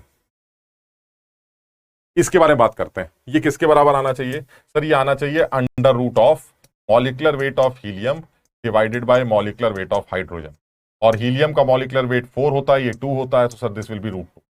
अब आप चेक कर लीजिए कि हाइड्रोजन के निकलने का रेट और हीलियम के निकलने का रेट, अगर ये आंसर सही तो क्या ये √2 के बराबर आ रहा है? हाइड्रोजन के निकलने का रेट क्या दे रखा है सर? x/5 दे रखा है, और इसके बाहर निकलने का रेट कितना होगा? x/10 सवाल के हिसाब से। क्या ये √2 आ रहा है? नहीं, ये तो सर √2 नहीं आ रहा है। यानी ये हो गया रेट मोल्स वॉल्यूम के टर्म्स में V1/T1, और ये वाला हो गया दूसरी गैस का रेट वॉल्यूम के टर्म में V2/T2। यानी रेट देने का ये तरीका और रेट देने का वो तरीका, क्या ये दोनों सेम है? नहीं सर, ये सेम नहीं है। क्यों? क्योंकि सर वहां से तो √2 आ रहा है और यहां से जो आंसर आ रहा है वो 2 आ रहा है, ये 10 ऊपर चला जाएगा, x, और सेम वॉल्यूम की बात कर रहा है भाई, time taken for the effusion of the same volume. ये देखिए आप, सेम वॉल्यूम की बात कर रहा है, इसलिए मैंने x ml अगर हाइड्रोजन निकाली तो x ml हीलियम भी निकाली, लेकिन ये हमारा ओवरऑल 2 आ रहा है जबकि हमें √2 चाहिए। तो मैं समझ गया भाई पहला ऑप्शन तो मुझे समझ में नहीं आता, ये तो गलत लगता। फिर इसी तरह से किसी ने कहा भाई कोई और ऑप्शन चेक करके देख लो, तो मान लो सेकंड ऑप्शन चेक कर लेते। जब आप सेकंड ऑप्शन चेक करेंगे तो क्या निकल के आएगा? सेम कहानी क्या करते हैं, सेकंड ऑप्शन में क्या निकल के आएगा? सेकंड ऑप्शन में निकल के आएगा कि rate of effusion of hydrogen is to rate of effusion of oxygen. वैसे हमारे हिसाब से क्या होना चाहिए? हमारे हिसाब से होना चाहिए 32/2, and that is √16, that is 4। हमारे हिसाब से 4 आना चाहिए। ठीक, तो मैंने कहा क्या सवाल में भी वो 4 दे रखा है? चेक कर लेते हैं। हाइड्रोजन के बाहर निकलने का जो रेट होगा वो होगा x/5, और ऑक्सीजन के बाहर निकलने का रेट होगा x/20। x/20 क्या ये 4 आ रहा है? हाँ सर, ये 4 आ रहा है, और वो वैसे भी 4 आ रहा है और ऐसे भी 4 आ रहा है। इसका मतलब ये हुआ सर ऐसा है, ये समझ में आ रहा है, यहां से x और x कैंसिल होगा, 20 ऊपर चला जाएगा, ये वैल्यू भी 4 है, और आपने m2/m1 से भी 4 निकाला है, तो दैट मींस ये कंफर्म हो गया कि x ml अगर 5 सेकंड में निकलते हैं तो फिर ऑक्सीजन के x ml 20 सेकंड्स में रिलीज कर। तो आंसर क्या हो जाना चाहिए? आंसर इसका बी बन।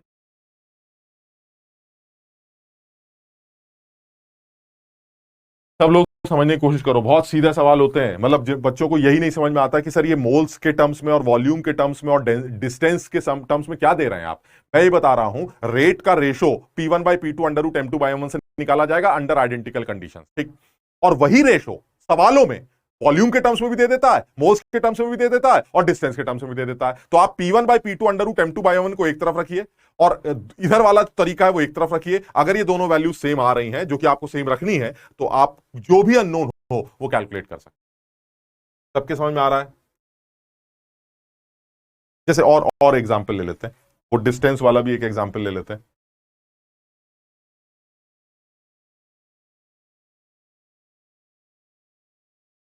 ये देखो जरा,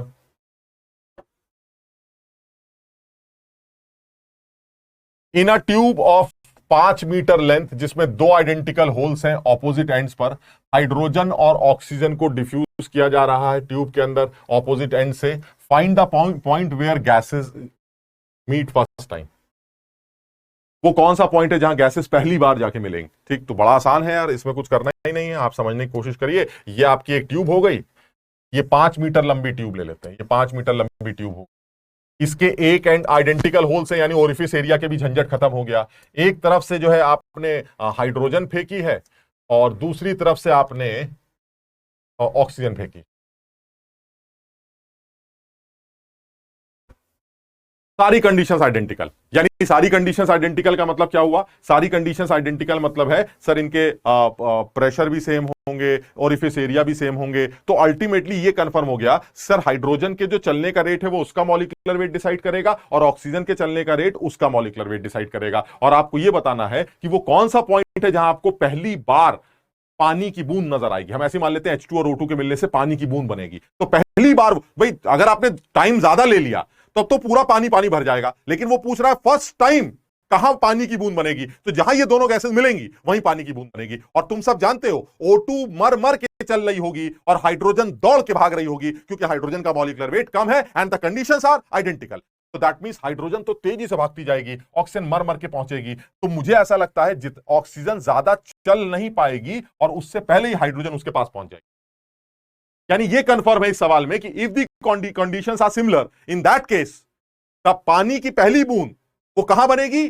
nearer to oxygen hole, oxygen के होल के करीब बनेगी, क्योंकि ऑक्सीजन धीरे धीरे चलेगी, वो तेजी से दौड़ के आ जाएगी। तो यानी पानी की बूंद ये तो कंफर्म है यहां बनेगी। तो अगर मान लीजिए मैं इस आदमी को x मान लूं, इस डिस्टेंस को x मान लूं, तो ये जो बची हुई डिस्टेंस है ये 5 - x होगी। अच्छा, अब आप सोच के बताइए, distance travelled bye hydrogen is given and distance travelled by oxygen is given, यानी क्या तुम्हें फ्यूजन रेट्स के रेशो दे दिए एक्स के टर्म्स में? हाँ सर दे दिए। कैसे सर? R1/R2 के बारे में आपने बताया था, RH2/RO2 will be distance traveled by H2 in particular time divided by distance traveled by O2 in that particular time। Sir time common लेना पड़ेगा, क्यों? क्योंकि जितनी देर में मैं यहां पहुंचूंगा उतनी देर में आप यहां पहुंचेंगे, तो टाइम कॉमन होगा, तो टी कैंसिल हो जाएगा। और सर डिस्टेंस और RH2 और RO2 को निकालने का दूसरा तरीका क्या है sir? Under identical condition it should be molecular weight of O2 divided by molecular weight of H2। खत्म हो गया सवाल। O2 का मॉलिक्यूलर वेट कितना होता है सर? 32 होता है। हाइड्रोजन का 2 होता है। This will be equal to distance travelled by H2 divided by distance travelled by O2।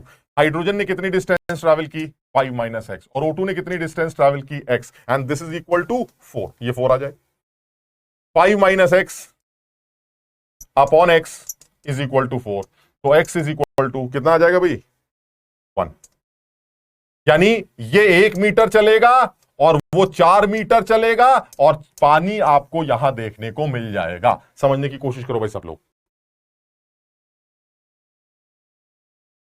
बहुत सारे बच्चे आंसर बता रहे हैं इसमें। देखो ऐसा है ना, तुम असल में मैं बताऊं क्या, अब कई बार ऐसा होता है कि जब हम कुछ, या टीचर जब बोर्ड पे कर रहा होता है तो उतना समझ में नहीं आता जितना जब तुम कॉपी पे करते हो तो समझ में आता।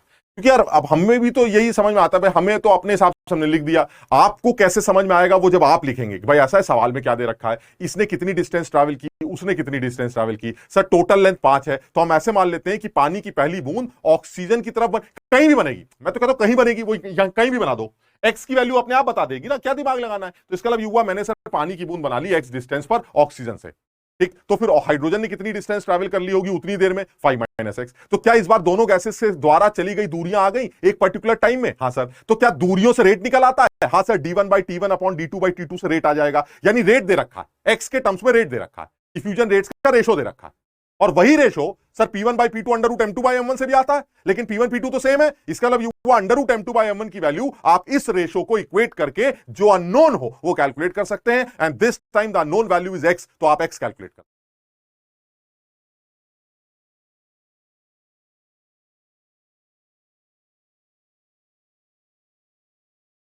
Easy PG question.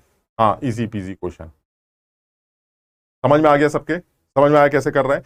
और ये बड़े फेवरेट सवाल हैं आईटी वालों के, बहुत फेवरेट। इस तरह के सवाल जो हैं वो, ये हमने देखा है कि वो अब ये काम बहुत ज्यादा करता है कि फ्यूजन रेट्स को वो डी डिस्टेंस के टर्म्स में या फिर वॉल्यूम के टर्म्स में या मोल्स के टर्म्स में दे देता है। तो जिन बच्चों को पता ही नहीं है कि R1/R2 इस तरह से भी निकाला जा सकता है, D1/T1 upon D2/T2, V1/T1 upon V2/T2 या N1/T1 अपॉन N2/T2, वो बेचारा इसी में उलझा रहता है कि पता नहीं क्या दे रखा है। और जिसको पता है कि फ्यूजन रेट देने का ये भी एक तरीका है, और वो वैल्यू हमेशा P1/P2 अंडर रूट M2/M1 से इक्वेट करनी है, तो जो भी अननोन होगा वो अननोन कैलकुलेट कर लीजिए आप, उसमें क्या है।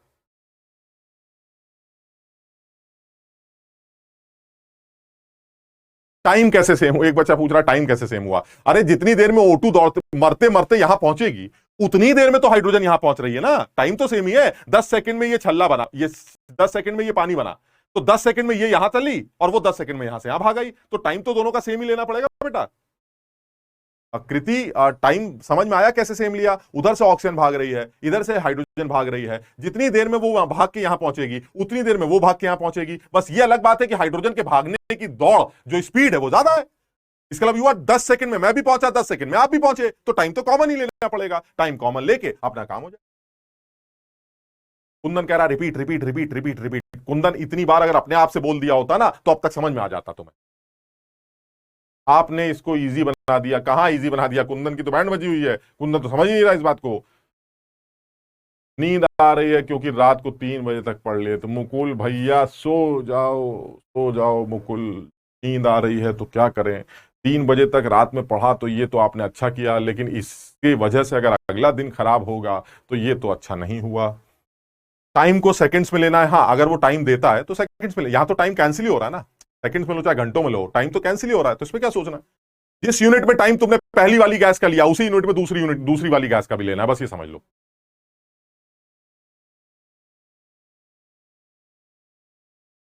ठीक है, और आगे बढ़ते हैं।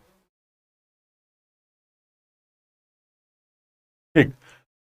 अब जरा एक थोड़ा सा टेक्निकल सवाल बनाने की कोशिश करते हैं। ये आईआईटी ने इसके ऊपर ये सवाल बनाया तो है, लेकिन इसको ना मैं थोड़ा सा और गंदा बनाना चाह रहा हूं। मुझे ऐसा लगता है जब आईआईटी वाले इतना सोचते हैं तो हो सकता है सवालों के बारे में कुछ और भी सोचते हो कि भाई अब नए सवाल कहां से लाएं, तो पुराने सवालों में थोड़ा सा जो नमक मसाला डाल दिया जाए, सवाल को थोड़ा सा मसालेदार बनाया जाए। तो ये जो सवाल उन्होंने पूछा था काफी पहले 1988 में, उसमें ये कह रहे हैं कि मेरे पास फिर एक बोतल है, समझ रहे हो, और उसमें मैंने ड्राई अमोनिया एक तरफ से कनेक्ट कर दी और दूसरी ट्यूब में के थ्रू आपने हाइड्रोजन को कनेक्ट, HCl को कनेक्ट कर दिया। यानी इसको एक बार पढ़ लेते हैं यार, हमने भी, अ bottle of dry ammonia and a bottle of dry hydrogen. ठीक है, मैं समझ गया। इनको आपस में कनेक्ट कर दिया एक लंबी सी ट्यूब के साथ।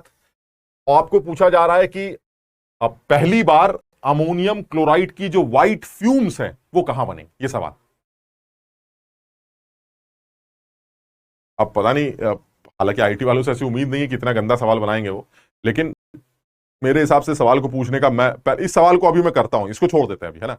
इसी सवाल को मैं अपनी तरफ से पूछता हूं, पहले तुम इसको भूल जाओ जरा, मैं अपनी तरफ से पूछता हूं। एक सेम सवाल है भाई, ट्यूब वाला, ट्यूब, ठीक, एक ट्यूब है, एक तरफ से अमोनिया फेंक रहे हैं, एक तरफ से HCl फेंक रहे हैं। यानी हो ये रहा है कि मैंने एक तरफ से अमोनिया पकड़ ली, एक तरफ से HCl को पकड़ लिया। यानी ये मेरी ट्यूब है और इस ट्यूब में एक तरफ से अमोनिया भाग रही है और एक तरफ से HCl भाग रही है। ठीक, सबसे पहले तुम लोग इस सवाल का जवाब सोच के देना कि सब लोग को इस बात का आइडिया होगा कि अमोनिया जब HCl से मिलती है तो अमोनियम क्लोराइड की व्हाइट फ्यूम्स दिखाई देती, धुआं, छल्ला, छल्ला सा बनता है, छल्ला। लेकिन फिर छल्ला पूरी रिंग में बन जाएगा, मतलब पूरी रिंग सफेद हो जाएगी। तो आपको पूछा ये नहीं जाएगा कि पूरी रिंग सफेद कब होगी, आपसे पूछा जाएगा पहली बार छल्ला कहां बना, जो अभी इससे पहले पूछा गया था कि पहली बार पानी की बूंद कहां बनी। सेम सवाल, एकदम सेम। वहां तो क्योंकि सवाल की लैंग्वेज लिखी थी, मैंने छेड़खानी नहीं की। यहां पर मैं अपने हिसाब से एक छेड़खानी करूंगा, फिर इस सवाल को भी कर लेंगे, बकवास सवाल एकदम। ठीक, सोच के जवाब देना सब लोग, एक बार सोच के देना। एक बच्चा कह रहा है सेंटर पे बने। अरे सुनो जरा, एक तरफ से अमोनिया भाग रही है, एक तरफ से HCl भाग रहा है। सवाल यह है कि यह कंफर्म है कि जो हमारा छल्ला है वो HCl एंड के पास में बनेगा, इस छेद के पास में बनेगा जहां से HCl चल रही। यह आंसर सही लगता है कि नहीं? नहीं, इस सवाल को मत करो भाई, ये सब छोड़ो अभी। ये सवाल तो हो ही गया है, ये तो अभी जो मैंने पूछा वही तो सवाल है। मैं ऐसे पूछ ही नहीं रहा, मैं तो अपनी लैंग्वेज में पूछ रहा हूं कि in case of a tube, एक तरफ से अमोनिया मार रहे हैं, एक तरफ से HCl मार रहे हैं। ये कंफर्म है जो व्हाइट फ्यूम सबसे पहले बनेंगी इन दोनों के मिलने से, वो सबसे पहले जो व्हाइट फ्यूम्स दिखी आपको वो HCl कॉर्नर की तरफ दिखेंगी या HCl एंड के ज्यादा करीब होंगी as compare to ammonia and. Just like अभी तुमने पानी की बूंद को ऑक्सीजन के ज्यादा करीब बनाया था, हाइड्रोजन से दूर बनाया था। आज मैं तुमसे यही पूछ रहा हूं, क्या यह स्टेटमेंट ठीक है कि HCl और अमोनिया जब चलती हैं तो उस केस में हमेशा व्हाइट फ्यूम्स HCl एंड के करीब बनती हैं, ना कि अमोनिया एंड के करीब? लगता तो यही है। Yes sir, nearer to HCl। बहुत सारे बच्चे लिख रहे हैं HCl तो लिक्विड है। कौन सा HCl लिक्विड बन गया यार, मुझे आज तक समझ में नहीं आया। तुमको बता बता के थक गया। HCl तो गैस होती है यार, लिक्विड कौन सा HCl होता है? वो HCl एक्वस होता है। यानी जब ये गैस पानी में जाती है तब उसको एसिड बोला जाता है। HCl aqueous is an acid, otherwise HCl is a gas. HCl के अंदर कोवेलेंट कैरेक्टर, तुम इनऑर्गेनिक केमिस्ट्री में पढ़ोगे, HCl के अंदर कोवेलेंट कैरेक्टर 17% होता है, सिर्फ 17% कोवेलेंट कैरेक्टर। सोचिए आप, ये गैस कितनी कोवेलेंट है, जिसको हम सोचते हैं एसिड है, एसिड है, एसिड है। अरे एसिड होता तो खट से H+ निकल जाता है ना, तो इसकी कोवेलेंट नेचर कम और आयनिक नेचर ज्यादा होती, जबकि इसके अंदर कोवेलेंट नेचर, क्या बोल दिया, जबकि इसके अंदर आयनिक नेचर 17% है, सिर्फ 17% ionic nature. More of covalent bond, HCl is more of covalent bond because HCl is a gas. HCl gas होती, हाँ यही HCl अगर एक्वस होता तो ये एसिड बन जाता। लेकिन हम तो गैस की बात कर रहे हैं, इधर से HCl दौड़ रही है, उधर से अमोनिया दौड़ रही है, और दोनों अपने जाके भिड़ जाएंगी। जब भिड़ेंगी तो अमोनिया क्लोराइड का, अमोनियम क्लोराइड का सफेद छल्ला बनेगा। वो छल्ला HCl एंड के करीब बनेगा या अमोनिया एंड के करीब बनेगा, इसके बारे में बात कर रहे हैं। और मेरा स्टेटमेंट यह है कि जब इधर से उधर से जो गैसेस दौड़ती हैं तो छल्ला हमेशा अमोनिया एंड से दूर और HCl एंड के करीब बनता है। यह है मेरा आंसर। सही कह रहा हूं मैं? तुम लोग इस बात को मानते हो? HCl का वजन ज्यादा है, बात सही है। HCl मोटा मॉलिक्यूल है, HCl is 36.5। And ammonia is only 17, it is almost double का अंतर। यानी HCl मोटा आदमी है, मर मर के दौड़ेगा क्योंकि उसका रेट कम होगा, inversely proportional to molecular weight, और उसका चलने का रेट ज्यादा होगा क्योंकि उसका मॉलिक्यूलर वेट कम है। नहीं है सर, ये तेजी से भागेगी, वो धीरे धीरे भागेगी, तो यहीं कहीं जुगाड़ लगेगा हमारा। तो आपका स्टेटमेंट जो आप दे रहे हैं वो तो ठीक दे रहे हैं। इस सब लोग आंसर बी बी कह रहे हैं। बी से क्या मतलब, मुझे सवाल कर ही नहीं रहा हूं वो वाला, मैं उस सवाल की बात ही नहीं कर रहा। मैंने तो अपना एक सवाल पूछा, तो मुझे उसका आंसर बता दो कि अगर ऐसा हुआ तो छल्ला हमेशा अमोनिया एंड से दूर और HCl एंड के करीब बनता है। दैट्स इट, ट्रू और false? Yes yes yes, false. अब ये मेरा सवाल था, इसलिए इस सवाल से बेहतर था। मैंने क्या पूछा था आपसे, सेम सवाल इन्होंने भी पूछा, लेकिन ये लोग सही से पूछ नहीं पा रहे हैं। इनको सही से क्या पूछना चाहिए था? मैंने सवाल ये पूछा है, जब ये दोनों तरफ से भागती तो छल्ला हमेशा HCl एंड के करीब बनता है। छल्ला, व्हाइट फ्यूम्स हमेशा HCl के करीब बनता है ना? क्यों नहीं सर? HCl मोटा है, हाँ सही है। अमोनिया हल्की है, सही है। सर अमोनिया तेज भागेगी, हाँ सही है। अमोनिया के निकलने का रेट ज्यादा होगा, बिल्कुल सही लगता है। HCl के निकलने का रेट कम होगा, बिल्कुल सही लगता है। लेकिन ये रेट तो सिर्फ मॉलिक्यूलर वेट डिसाइड कर रहा है ना, जबकि रेट तो प्रेशर भी डिसाइड करता है। मैंने तो तुमको बताया ही नहीं कि इधर से जो दो गैस डाली जा रही है उनके प्रेशर सेम है कि नहीं। अगर इनके प्रेशर में अंतर आ गया और HCl के ऊपर आपने बम लगा दिया, भले ही वो मोटा आदमी क्यों ना हो, वो भागने की कोशिश कम कर रहा हो, लेकिन वो जो ज्यादा प्रेशर आपने लगा दिया उसकी वजह से उसका रेट बढ़ नहीं जाएगा। Rate is directly proportional to pressure, P/√m, P/√m, याद करो। यानी प्रेशर बढ़ने से रेट बढ़ता है, मॉलिक्यूलर वेट के बढ़ने से रेट घटता है। HCl मोटा है, उसकी वजह से रेट कम होगा, लेकिन अगर मैंने प्रेशर बढ़ा दिया HCl के ऊपर तो तब तो चेंज हो जाएगा। सब लोग समझ पा रहे हैं? सब लोग समझ पाए इस बात को? इस सवाल में क्योंकि उन्होंने कुछ मेंशन ही नहीं किया है, इसलिए मैं यही मान लेता हूं कि दोनों तरफ का प्रेशर सेम है। The conditions are identical. In this case the deciding factor will be only molecular weight and the white fumes छल्ला वो सबसे पहले HCl एंड के करीब बनेगा। ये सवाल खत्म हो गया, बकवास सवाल था, मुझे इससे मतलब नहीं है। कौन सा ऑप्शन आ जाएगा? ये सर डी ऑप्शन आ जाएगा। इसको छोड़ दीजिए, आप हटा दीजिए सवाल।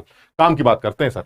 काम की बात यह है कि क्या यह सवाल हमेशा यही आंसर देगा? ना सर, ये HCl और अमोनिया के प्रेशर के ऊपर डिपेंड करेगा। If the pressures are same, in that case the chhalla would be nearer to HCl end. Otherwise it is possible कि छल्ला यहां जाके बन जाए। समझो बात, ये भी पॉसिबल है कि छल्ला बिल्कुल अमोनिया के निकलते ही बन जाए, and that depends on the pressure of HCl gas. मैं HCl का प्रेशर इतना बढ़ा दूंगा कि उसका मॉलिक्यूलर वेट भी कहेगा अरे भाड़ में जाए मोटा आदमी, इतनी तेज बम लगा पड़ा है पीछे, इतनी तेज भागूंगा कि अमोनिया को भी बिछाड़ दूंगा। ऐसे में छल्ला अमोनिया के एंड के करीब भी बन सकता। अगर ये अरेंजमेंट वैक्यूम में होता तो बेटा अमोनिया और HCl ट्रैवल ही कैसे करते? आपको अमोनिया और HCl को कुछ तो प्रेशर देना पड़ेगा ना, क्योंकि प्रेशर ना होने से ये छेद के अंदर घुसेंगी क्यों? ये तो बाहर ही टहलती रहेंगी ना, क्योंकि उनको तो अंदर ज्यादा प्रेशर नजर आएगा। उल्टे से सवाल मत पूछा करो यार। बाहर वैक्यूम लगा दोगे तो ये अंदर क्यों घुसेंगी? अंदर वाली बाहर निकलेगी ना, बाहर वाली अंदर थोड़ा घुस जाएगी वैक्यूम के अंदर।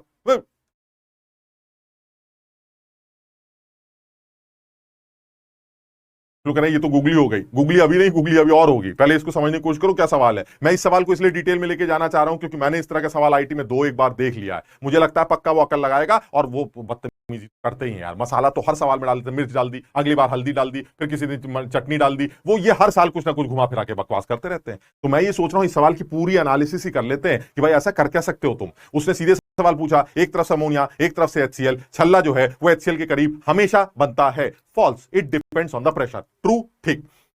अब उसने क्या पूछा कि अगर मैं इन दोनों गैस के प्रेशर सेम ले लेता तब तो सही है, तब तो छल्ला HCl, ठीक। तो अगर मैं इन दोनों के प्रेशर अलग ले लेता तो फिर छल्ला HCl एंड के करीब बन सकता है और वो अमोनिया एंड के भी करीब बन सकता। समझो बात को, वो दोनों तरफ बन सकता है, वो कहीं पर भी बन सकता है। वो डिपेंड करता है कि किसका प्रेशर ज्यादा और किसका कम। अगर तुमने अमोनिया का प्रेशर ज्यादा ले लिया तब तो फिर मजा ही आ गया, क्योंकि अमोनिया तो वैसी तेज भाग रही थी, आपने प्रेशर और बढ़ा दिया, तब तो पक्का छल्ला जो है वो HCl के करीब बनेगा। लेकिन अगर HCl का प्रेशर अमोनिया से ज्यादा ले लिया तो छल्ला अमोनिया की तरफ भी बन सकता है। बनेगा ही बनेगा ये जरूरी नहीं है। देखो फिर मैं यही वाला सवाल देना चाह रहा था। दोनों तरफ का प्रेशर सेम, छल्ला HCl की तरफ, HCl का प्रेशर ज्यादा, अब छल्ला अमोनिया की तरफ, ये सही है। HCl का प्रेशर ज्यादा लेने से छल्ला अमोनिया की तरफ बनने लगेगा, ये सही लगता है ना सर? हो सकता ना हो, क्योंकि हो सकता है इतना ज्यादा प्रेशर ना हो, आप कम से कम इतना तो ले लीजिएगा कि छल्ला इस आधी लाइन को क्रॉस कर जाए। समझो बात, यानी HCl का प्रेशर कम से कम इतना जरूर ले लीजिएगा कि वो इस आधी लाइन को क्रॉस कर दे, क्योंकि अगर आपने अमोनिया से ज्यादा लिया लेकिन फिर भी इतना ज्यादा नहीं है जो आधी लाइन को क्रॉस कर पाए, तो फिर भी छल्ला HCl के करीब ही बनेगा। यानी प्रेशर सेम है तब तो पक्का उधर बनेगा, प्रेशर में अंतर है तो किधर भी बन सकता है, और कहीं अमोनिया का ज्यादा है तब तो पक्का उधर बनेगा, और अगर HCl का ज्यादा है तो किसी तरफ बन सकता है। दैट डिपेंड्स कि वो HCl का कितना ज्यादा है, वो कितना ज्यादा वाले पर सवाल बना सकता है। HCl का प्रेशर अमोनिया से कितना ज्यादा लें ताकि छल्ला अमोनिया की तरफ शिफ्ट हो जाए। कितना बढ़िया ऑब्जेक्टिव बन गया, आप समझिए जरा। सब लोग इसको अकल लगाने की कोशिश करना भाई। अगर तुम लोगों को लग रहा है कि तुम्हारे ये बात अननेसेसरी खींची जा रही है या ज्यादा तुम्हें लग रहा है कि भाई ये क्या चल रहा है, तो फिर हम इस बात को खत्म कर देंगे। लेकिन मेरे हिसाब से सवाल को पूरा एनालाइज कर लेना चाहिए, बिकॉज ये सवाल बहुत इंपॉर्टेंट। तुम देख रहे हो एक ये सवाल था, इसी तरह का एक आध सवाल और भी है जो ट्यूब का उसने पूछ रखे हैं, तो इसलिए मुझे बिल्कुल क्लियर होना चाहिए, मुझे बिल्कुल स्टेटमेंट्स क्लियर होने चाहिए। If the pressures are same that white fumes will be nearer to HCl। If the pressures are different in that case, if pressure of ammonia is more than HCl, तो पक्का HCl की तरफ बनेगा, फिर तो कोई बात ही नहीं। लेकिन अगर आपने HCl का प्रेशर बढ़ाया तो छल्ला इधर की तरफ शिफ्ट होने लगेगा, लेकिन इसका यह मतलब नहीं है कि वो आधी लाइन को क्रॉस कर जाएगा। वो डिपेंड करता है कि प्रेशर आप इतना तो लें कि वो आधी लाइन को क्रॉस कर जाए। वो कह रहा तुम ही बता दो कि अमोनिया का प्रेशर और HCl के प्रेशर का क्या रेशो लिया जाए ताकि छल्ला आधी लाइन को क्रॉस कर जाए। समझ पाए? एक क्वेश्चन बना लेते भाई, ऐसी ऐसी बना लेते हैं, बनाने में क्या ही है, कुछ भी बना लो। इस सवाल का आंसर तो ठीक है, ये तो बड़ा बकवास सवाल था, उन्होंने कुछ पूछा ही नहीं था।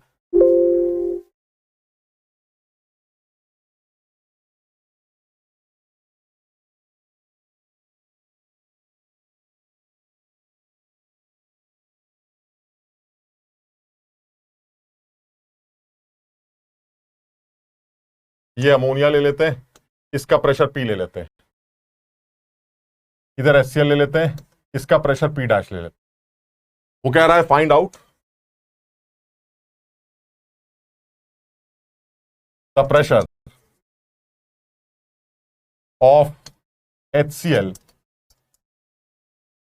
in terms of P so that white fumes appear nearer to ammonia side।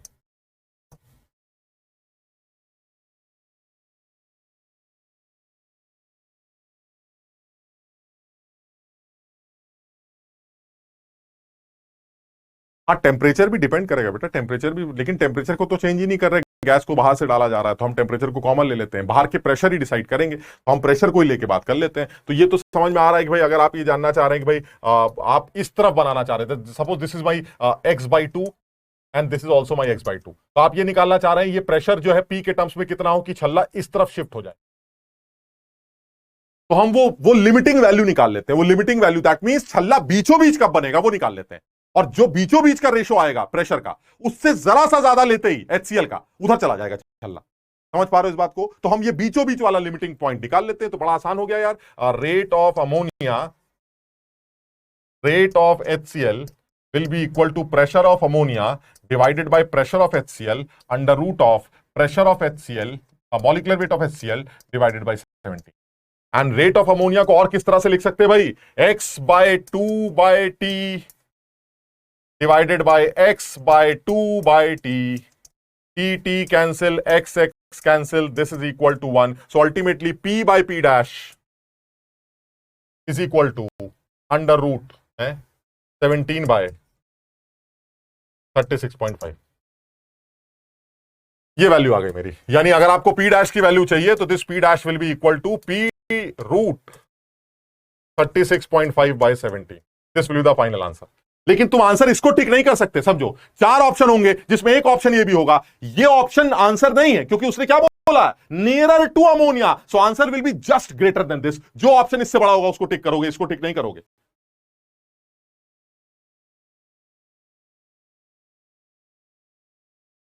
शाबाश। यानी आंसर में आपने एक लिमिटिंग वैल्यू निकाल ली कि भाई ऐसा है, बीच में ले आते हैं।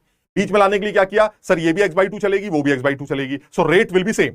ठीक, that rate will be same, the ratio of the rate should be same, and the ratio of the rate is P1/P2 under root M2/M1, so P1/P2 under root M2/M1 should be 1। उससे P1/P2 का ratio आ गया, और वो ratio ये बता देगा कि HCl का प्रेशर अमोनिया के रेस्पेक्ट में कितना होना चाहिए ताकि छल्ला बीचों बीच बने। लेकिन वो ये पूछ ही नहीं रहा है बीचों बीच बने, वो तो कह रहा है इधर जाना चाहिए, HCl की तरफ शिफ्ट कर दो, अमोनिया की तरफ शिफ्ट कर दो। अगर आप उसको अमोनिया की तरफ शिफ्ट करना चाह रहे हैं तो ऐसे में आपको थोड़ा सा प्रेशर और लगाना पड़ेगा। इसलिए ये जो लिमिटिंग वैल्यू आपने निकाली है, इस लिमिटिंग वैल्यू से just greater then any pressure वो छल्ले को अमोनिया की तरफ लेके भाग जाए। वालेकुम सलाम।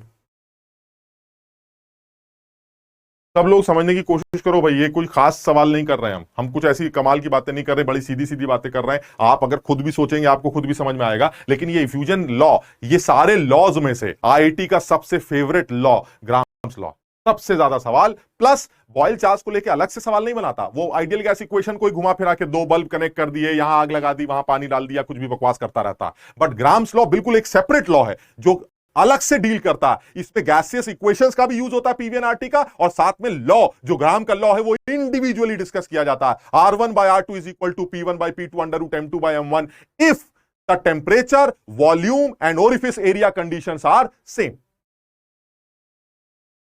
विनायक कह रहा है वही मुझे पता था, तुम में से बहुत सारे लोग मुझसे सवाल पूछेंगे, सर अगर दो ऑप्शन इस वैल्यू से बड़े हुए तो क्या करेंगे? अरे बेटा, जहां इतने सारे सवाल छोड़ के आएंगे वहां इसको भी छोड़ आएंगे, उसमें क्या फर्क पड़ता है? अरे यार अजीब आदमी हो, सवाल करने के लिए दिया जाएगा या छोड़ने के लिए दिया जाएगा? अगर वो करने के लिए दे रहा है तो आप दोनों में से दो ऑप्शन नहीं होंगे ना, फिर एक ही ऑप्शन होगा, उसे टिक कर दीजिएगा। अब अगर दो ऑप्शन हुए, अब तो हो सकता है सवाल की लैंग्वेज में ये पूछे कि ज्यादा से ज्यादा अमोनिया की तरफ कैसे जाएंगे, मतलब समझो, तो जहां और ज्यादा प्रेशर होगा, रेशो जहां और ज्यादा बड़ा निकल के आएगा वहां, यानी जितना वैल्यू इससे बढ़ता जाएगा छल्ला इस तरफ शिफ्ट करता चला जाएगा। अब सवाल की लैंग्वेज ऐसी भी हो सकती है कि नियरेस्ट अमोनिया के कहां बनेगा। मेरी बात समझो, मैंने कहीं पढ़ा थोड़ी ना ये सब चीजें यार, मैं कैसे बताऊं तुम्हें कि कहीं किताबों में थोड़ी ना पढ़ी है कि सर अगर ऐसा होगा तो क्या होगा। ये तो मैं सोच सोच के बोल रहा हूं, तुम भी सोच सोच के सोचोगे तो तुम्हें भी समझ में आ जाएगा। मैं भी तो सोच ही रहा हूं ना कि सवाल हो सकता है सवाल चेंज कर दे कि कितना करीब, सबसे ज्यादा करीब कहां बनेगा अमोनिया के, सबसे ज्यादा करीब है तो सबसे ज्यादा करीब वहां बनेगा जहां प्रेशर की वैल्यू, पी डैश की वैल्यू इस वैल्यू से जितनी ज्यादा होगी उतनी ज्यादा ये छल्ला उस तरफ शिफ्ट कर जाएगा। तो वो सवाल की लैंग्वेज से हो सकता है आंसर पता चल जाए, लेकिन ये कंफर्म है जो मैंने पूछा है तुमसे, उस सवाल का आंसर इससे बड़ा होना चाहिए, और इससे बड़ा एक ही ऑप्शन होना चाहिए मेरे सवाल के अकॉर्डिंगली। हाँ, मैं इस सवाल में अगर चेंज करके ये बोलता हूं कि आप मुझे ये बताइए कि सबसे ज्यादा नियरेस्ट छल्ला अमोनिया की तरफ कहां बनेगा, देन आंसर विल बी इससे बड़ा एंड इससे बहुत बड़ा। तो जो सबसे बड़ा ऑप्शन होगा इससे, उसे टिक कर दें।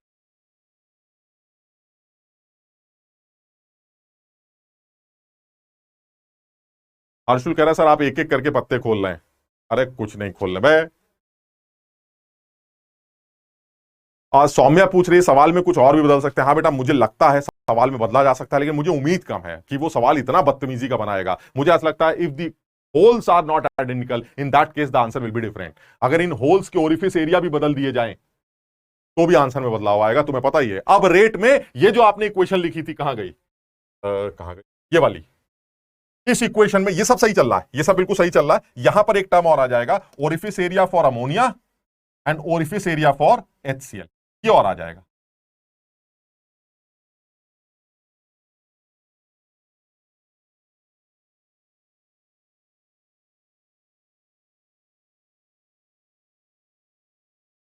ये और टर्म आ जाएगा अगर उसने छेद भी बदल दिए तो।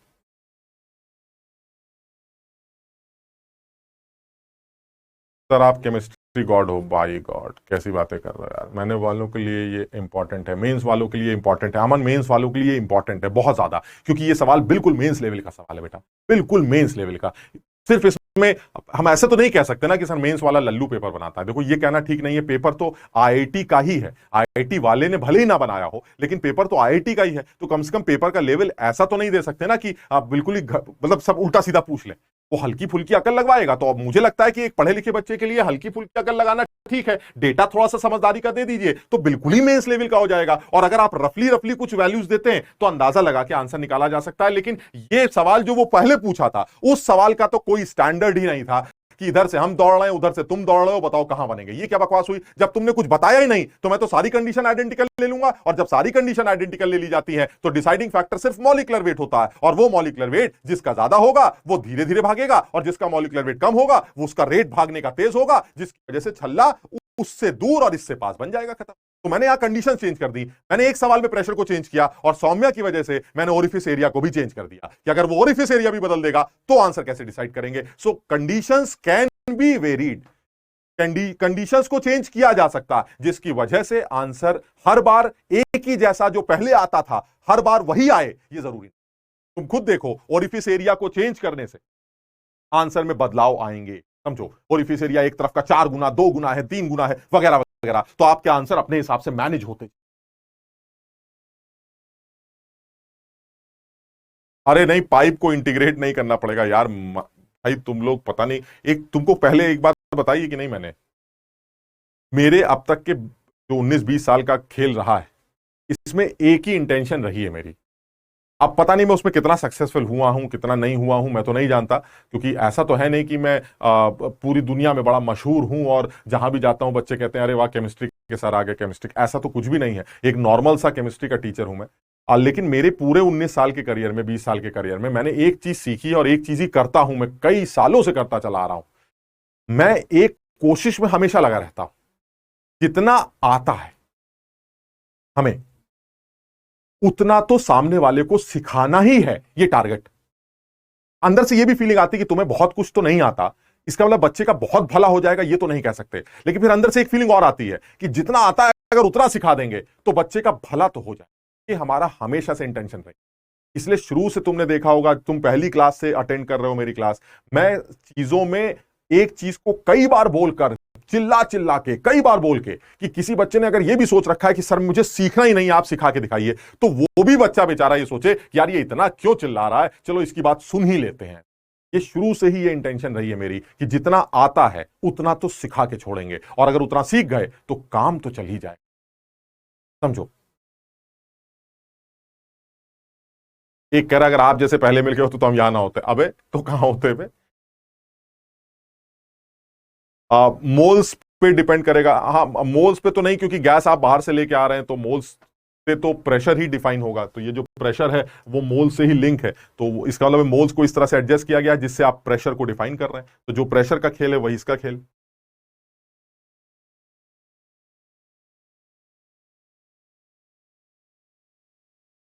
कुछ लोग, जैसे मैंने पहले बोला था, कुछ बच्चे बोल रहे हैं सर जो आप पढ़ाते हैं वो बुक्स में नहीं मिलता, तो क्योंकि आपकी टीचिंग बड़ी अनऑर्थोडॉक्स है। एक्चुअली सब कुछ बुक्स में ही होता होगा यार, मैंने भी तो कहीं से पढ़ा होगा। मैं अब तुमको ये बोलूंगा तो तुम इसको गलत सेंस में मत लेना।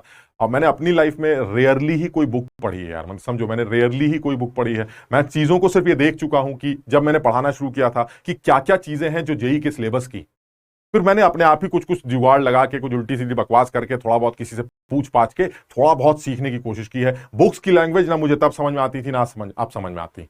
खास तौर पर ऑर्गेनिक केमिस्ट्री की अगर मैं बात करूं, ऑर्गेनिक केमिस्ट्री में जो बुक्स की लैंग्वेज वो मेरे बिल्कुल सर के ऊपर से निकलती। कोई मुझे कह दे कि सर ये पन्ना समझा के दिखा दीजिए, तो मैं अपना सर फोड़ लूंगा और उससे कहूंगा कि इस गधे ने जो ये पूरी एक पन्ने में बात समझाई है उसका निचोड़ ये है कि ये धक्का यहां इसलिए मारता है क्योंकि इस पे एस कैरेक्टर है, इस पे पाई इलेक्ट्रॉन्स है, न्यूक्लियोफाइल ऊपर से नहीं आ सकता क्योंकि प्लेनर स्ट्रक्चर है। मैं अपनी लैंग्वेज में उसको 2 लाइनों में समझा दूंगा, लेकिन वो जो अंग्रेजी एक पन्ने में लिखी जाती है वो मुझे समझ में नहीं आती। तो इसलिए मैं ये नहीं कहता कि तुम मत पढ़ना, लेकिन मैं ये कहता हूं अगर मेरी बात सुनोगे ना तो तुम्हें बहुत ज्यादा बुक्स पढ़ने की जरूरत नहीं पड़ती। मैं सिर्फ तुमसे ये एक्सपेक्ट कर सकता हूं कि आपके पास अगर 100, 200, 300 सवाल हो तो आप उसमें माथा फोड़ा करिए। कुछ चीजें मैं आपको नहीं बताऊंगा, या कुछ चीजें मैंने आपको जानबूझ के नहीं बताई, या मुझसे सपोज गलती से छूट गई, लेकिन वो ऐसी चीजें नहीं हो सकती कि आप खुद नहीं कर सकते। कई चीजें ऐसी हैं जो मैं खुद बता बता के निकला हूं कि देखो मैंने छोड़ दिया पढ़ लेना, छोड़ दिया पढ़ लेना। अगर आप उस चीजों को ध्यान देते चले आ रहे हैं, साथ ही साथ सवालों की थोड़ी थोड़ी प्रैक्टिस करते चले जा रहे हैं, काम चल जाएगा हमारा। संडे को भी ओपी सर की क्लास है। आदित्य, मुझे तो ओपी ने नहीं बताया कि संडे को उसकी क्लास है। हाँ, एनएवएसटी से क्वेश्चन कर सकते हो पूजा, बिल्कुल कर सकते हो। एनएवएसटी के एक पर्टिकुलर लेवल को सॉल्व करने की कोशिश करो, जो बकवास दे रखी है उसको बिल्कुल अभी मत करना, उसको सेकंड रिवीजन के लिए छोड़ देना, ताकि कुछ हो जो सेकंड रिवीजन में आपको और मजबूत कर सके। आप पहले ही वो सवाल को करेंगे तो आप डिमोटिवेट हो सकते हैं, जो उसने अननेसेसरी के बाद में बहुत बड़े बड़े सवाल बनाए जो हमसे नहीं पूछे जाते। ठीक, तो एक पर्टिकुलर लेवल एनएवएसटी का किया जा सकता है, अच्छी किताब।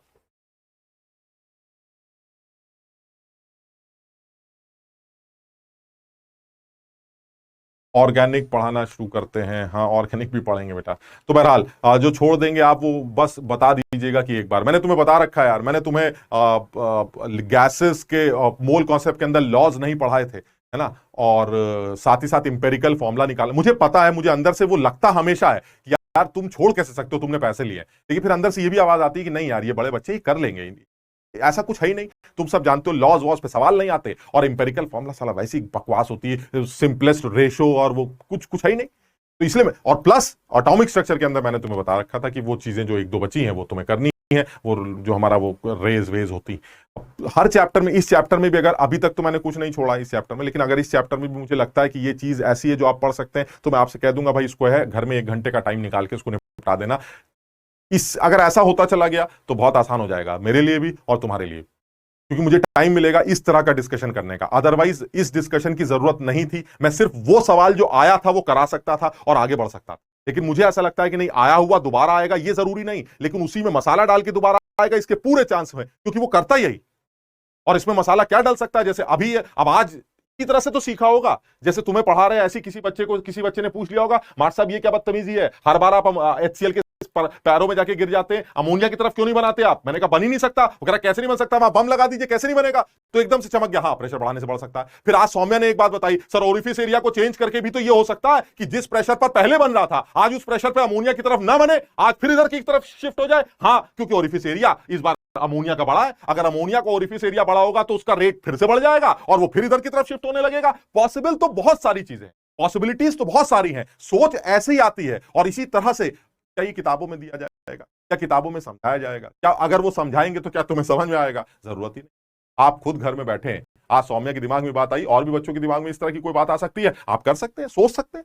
और यही तो है, जो बच्चा 6 घंटे 7 घंटे 8 घंटे 9 घंटे पढ़ रहा है वो कुछ भी सोच सकता है। और जो पहले भी बता चुका हूं, जो बच्चा पढ़ता ही 1.5 घंटे है, सर कब सोचूं, कब करूं, कब पढ़ूं, सर समझ में नहीं आता। अरे भाई 1.5 घंटे पढ़ने वाले को क्या समझ में आएगा, बेस्ट है वो 1.5 घंटा टीवी देखे, मस्त हो जाए, खत्म करो बात को। लेकिन जो 6 7 8 घंटे पढ़ रहा उससे उसको पता चले, वो सीख पाए।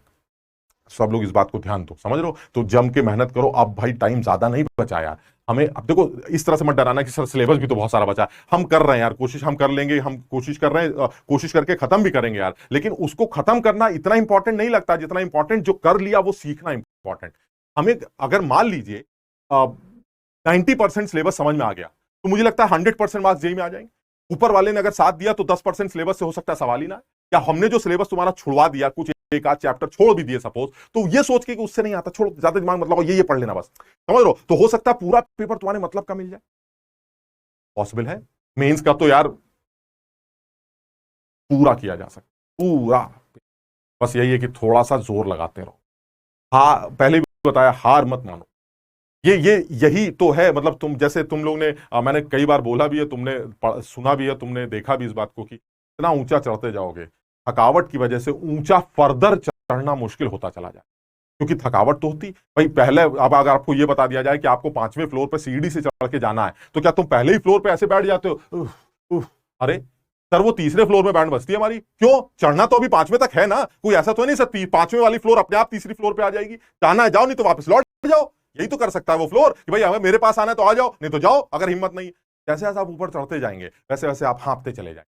लेकिन जो बच्चा कैसे भी करके रास्ते में 1 सेकंड का रेस्ट लेकर, थोड़ा सा पानी पीकर, थोड़ा सा ग्लूकोज खा के, एक केला खा के, आधा कुछ समझ लो, कुछ कुछ लेकर, अब वो रास्ते में आने वाला वो पानी, वो ग्लूकोज, वो केला, वो क्या है, वो यही तो है जो हम तुम्हें देंगे, जो बीच बीच में तुम्हें थोड़ा सा मोटिवेट करेंगे। वो तुम्हारे पेरेंट्स होंगे जो ऐसे सर पे ऐसे हल्का सा हाथ फेर देंगे, वो अरे सर क्या ग्लूकोज मिला, मजा आ गया, फिर 4 सीढ़ियां चढ़ गए सर, फिर थक गए, फिर मैंने कुछ बोल दिया, और को सर ने कुछ बोल दिया, केटी सर ने कुछ बोल दिया, फिर सर नहीं सर फिर कुछ करेंगे, फिर 4। भाई 5वें फ्लोर तक जाना है तो जाना है, बात खत्म, नहीं तो वापस लौट जाओ। हमारा काम तो तुम्हें लेके जाना था। वो आदमी जो तुम्हारे साथ चल रहा है, जैसे कि मैं अपनी बात करूं या बाकी टीचर्स की बात करूं, वो भी तो तुम्हारे साथ, वो हवाई जहाज में थोड़ी ना बैठ के 5वें फ्लोर पे जा रहा है, वो भी तो तुम्हारे साथ चल, वो भी तो थकते होंगे ना। उनको एनर्जी कौन देगा, उनको एनर्जी ग्लूकोज से नहीं मिलती भाई, उनको एनर्जी तुम्हारी खुशी से और तुम्हारे जब तुम एनर्जी गेन कर लेते हो तब मिलती। अरे यार ये तो फिर से जाग गया, चलो साहब फिर दौड़ेंगे, हमारे अंदर हम फिर दौड़े। यही तो तरीका, इस तरीके से तो आदमी ऊपर पहुंचे। तो मेरा हिसाब तो यही है भाई कि कोशिश करोगे तो कर लोगे। हार मानोगे तो नहीं कर पाओगे। लास्ट तक कोशिश करते रहो, पेपर दे आओ, फिर ऊपर वाले पे छोड़ दो, देखा जाए। और जो बच्चा लास्ट तक कोशिश करेगा यार, कुछ तो सीख के ही जाएगा, और जो कुछ सीख के जाएगा वो मेंस लेवल पर तो फोड़ के ही आएगा। और एडवांस लेवल के लिए उसके बाद भी हमें टाइम मिलता है यार, कितना ही करना है एडवांस लेवल पे। ये सब थ्योरी तो सेम ही है, हर चैप्टर के 20-20, 30-30 सवाल और लगा के बन गया एडवांस लेवल, उसमें क्या करना है। तो इसलिए वो झंझट नहीं है इतना, हिम्मत से काम लोगे तो सब हो जाए। तो आज जो है हमें लगता है हम इतना ही कर पाएंगे, क्योंकि अब हमें भी लग रहा है कि अब थोड़ा सा एनर्जी एनर्जी चाहिए। तो आज इतना ही करते हैं, लेकिन इसको तुम समझ लो, ये कॉन्सेप्ट बड़ा सीधा है। आज ग्राम्स डिफ्यूजन लॉ पूरी तरह से खत्म कर दिया है। और एक आध सवाल जो और हैं वो तुम देख सकते हो, ऐसा कुछ बहुत ज्यादा मुश्किल सवाल नहीं है अगर तुम देखना चाहो तो। ये देखिए कुछ, ये तो कर ही चुके थे। ये देखिए आप, बिल्कुल ही फर्जी सवाल, क्या मतलब देखने लायक भी नहीं है। एक्स और वाई का रेशो 1:5 है, वाई और जेड का 1:6 है, तो एक्स और जेड का पूछ रहा है, तो 1:5 अपॉन 1:6 ऐसे करके 1:30 कुछ आंसर निकल आएगा। कुछ कुछ कमाल नहीं करना है, बिल्कुल आसान सा सवाल। ये देखिए जेई में पूछा गया सवाल, the ratio of masses of oxygen and nitrogen in a particular gases mixture is 1:4।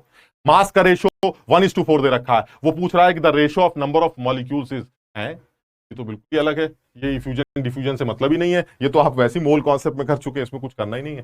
The ratio of masses का रेशो 1:4 है, तो उनके मॉलिक्यूल्स का रेशो निकालना है। तो मासेस के रेशो से मोल्स का रेशो आएगा, मोल्स के रेशो से मॉलिक्यूल्स का रेशो आएगा, और मॉलिक्यूल्स के रेशो से आंसर आ जाएगा। करना ही नहीं, ये आप कर चुके हैं। फिर हम अगली क्लास में ये केटीजी स्टार्ट करेंगे। और देखो केटीजी के लिए मैं तुम्हें पहले से बता दूं, क्योंकि इसके कुछ पॉस्टुलेट्स हैं, ये पॉस्टुलेट मैं तुम्हें सिर्फ इस तरह से एक बार दिखा दूंगा और एक बार बोल भी दूंगा, लेकिन तुम अगर एनसीईआरटी से वो पॉस्टुलेट पहले से पढ़ लोगे तो हमें बहुत ज्यादा टाइम नहीं लगेगा। तो इसलिए तुम नेक्स्ट क्लास में जब भी आओगे उस टाइम पर ये केटीजी के ये जो शुरू के एक पन्ने के अंदर जो 4-5 पॉस्टुलेट्स लिखे हैं कि गैसेस के इंटरमॉलिक्यूलर फोर्स ऑफ अट्रैक्शन को 0 कंसीडर किया जाता है, गैसेस के सारे मॉलिक्यूल एक जैसे होते हैं, उनका मास भी एक जैसा होता है, इनके बीच में जो कोलिजन्स होते हैं वो इलास्टिक कोलिजन्स होते हैं, वगैरह वगैरह, ये जितने भी पॉइंट्स हैं वो सारे पॉइंट अगर एक बार पढ़ लोगे तो हमारे लिए आगे बढ़ना आसान हो जाएगा। फिर हम केटीजी के फॉर्मूले को डिराइव करेंगे और ये सीखेंगे कि केटीजी की जरूरत क्या है। एक्चुअली केटीजी, वो जितने भी तुमने प्रैक्टिकल लॉस पढ़े थे, जो बड़े बड़े आदमियों ने, बॉयल साहब ने और चार्ल्स साहब ने और गैलुसाक साहब ने दिए थे, आप वो खुद अपनी कॉपी पे डिराइव कर सकते हैं with the help of these postulates. यानी आप वो सारे लॉस उन्होंने न जाने कैसे किए, लेकिन सर मैं आपको दिखाता हूं कि बॉयल लॉ कैसे आया होगा। ये देखिए सर बॉयल लॉ लाने का तरीका, ये देखिए सर चार्ल्स लॉ। उसके लिए आपको ये केटीजी के पॉस्टुलेट्स अप्लाई करके कोई एक इक्वेशन डिराइव करनी पड़ेगी, और उस इक्वेशन को आधार बना के आप सारे लॉस प्रूव। तो हम ये चीज अगली क्लास में करने की कोशिश करते हैं, ठीक है। तो आज इतना ही करते हैं भाई। ऑल द बेस्ट, खूब मेहनत करो, जम के तैयारी करो। Thank you.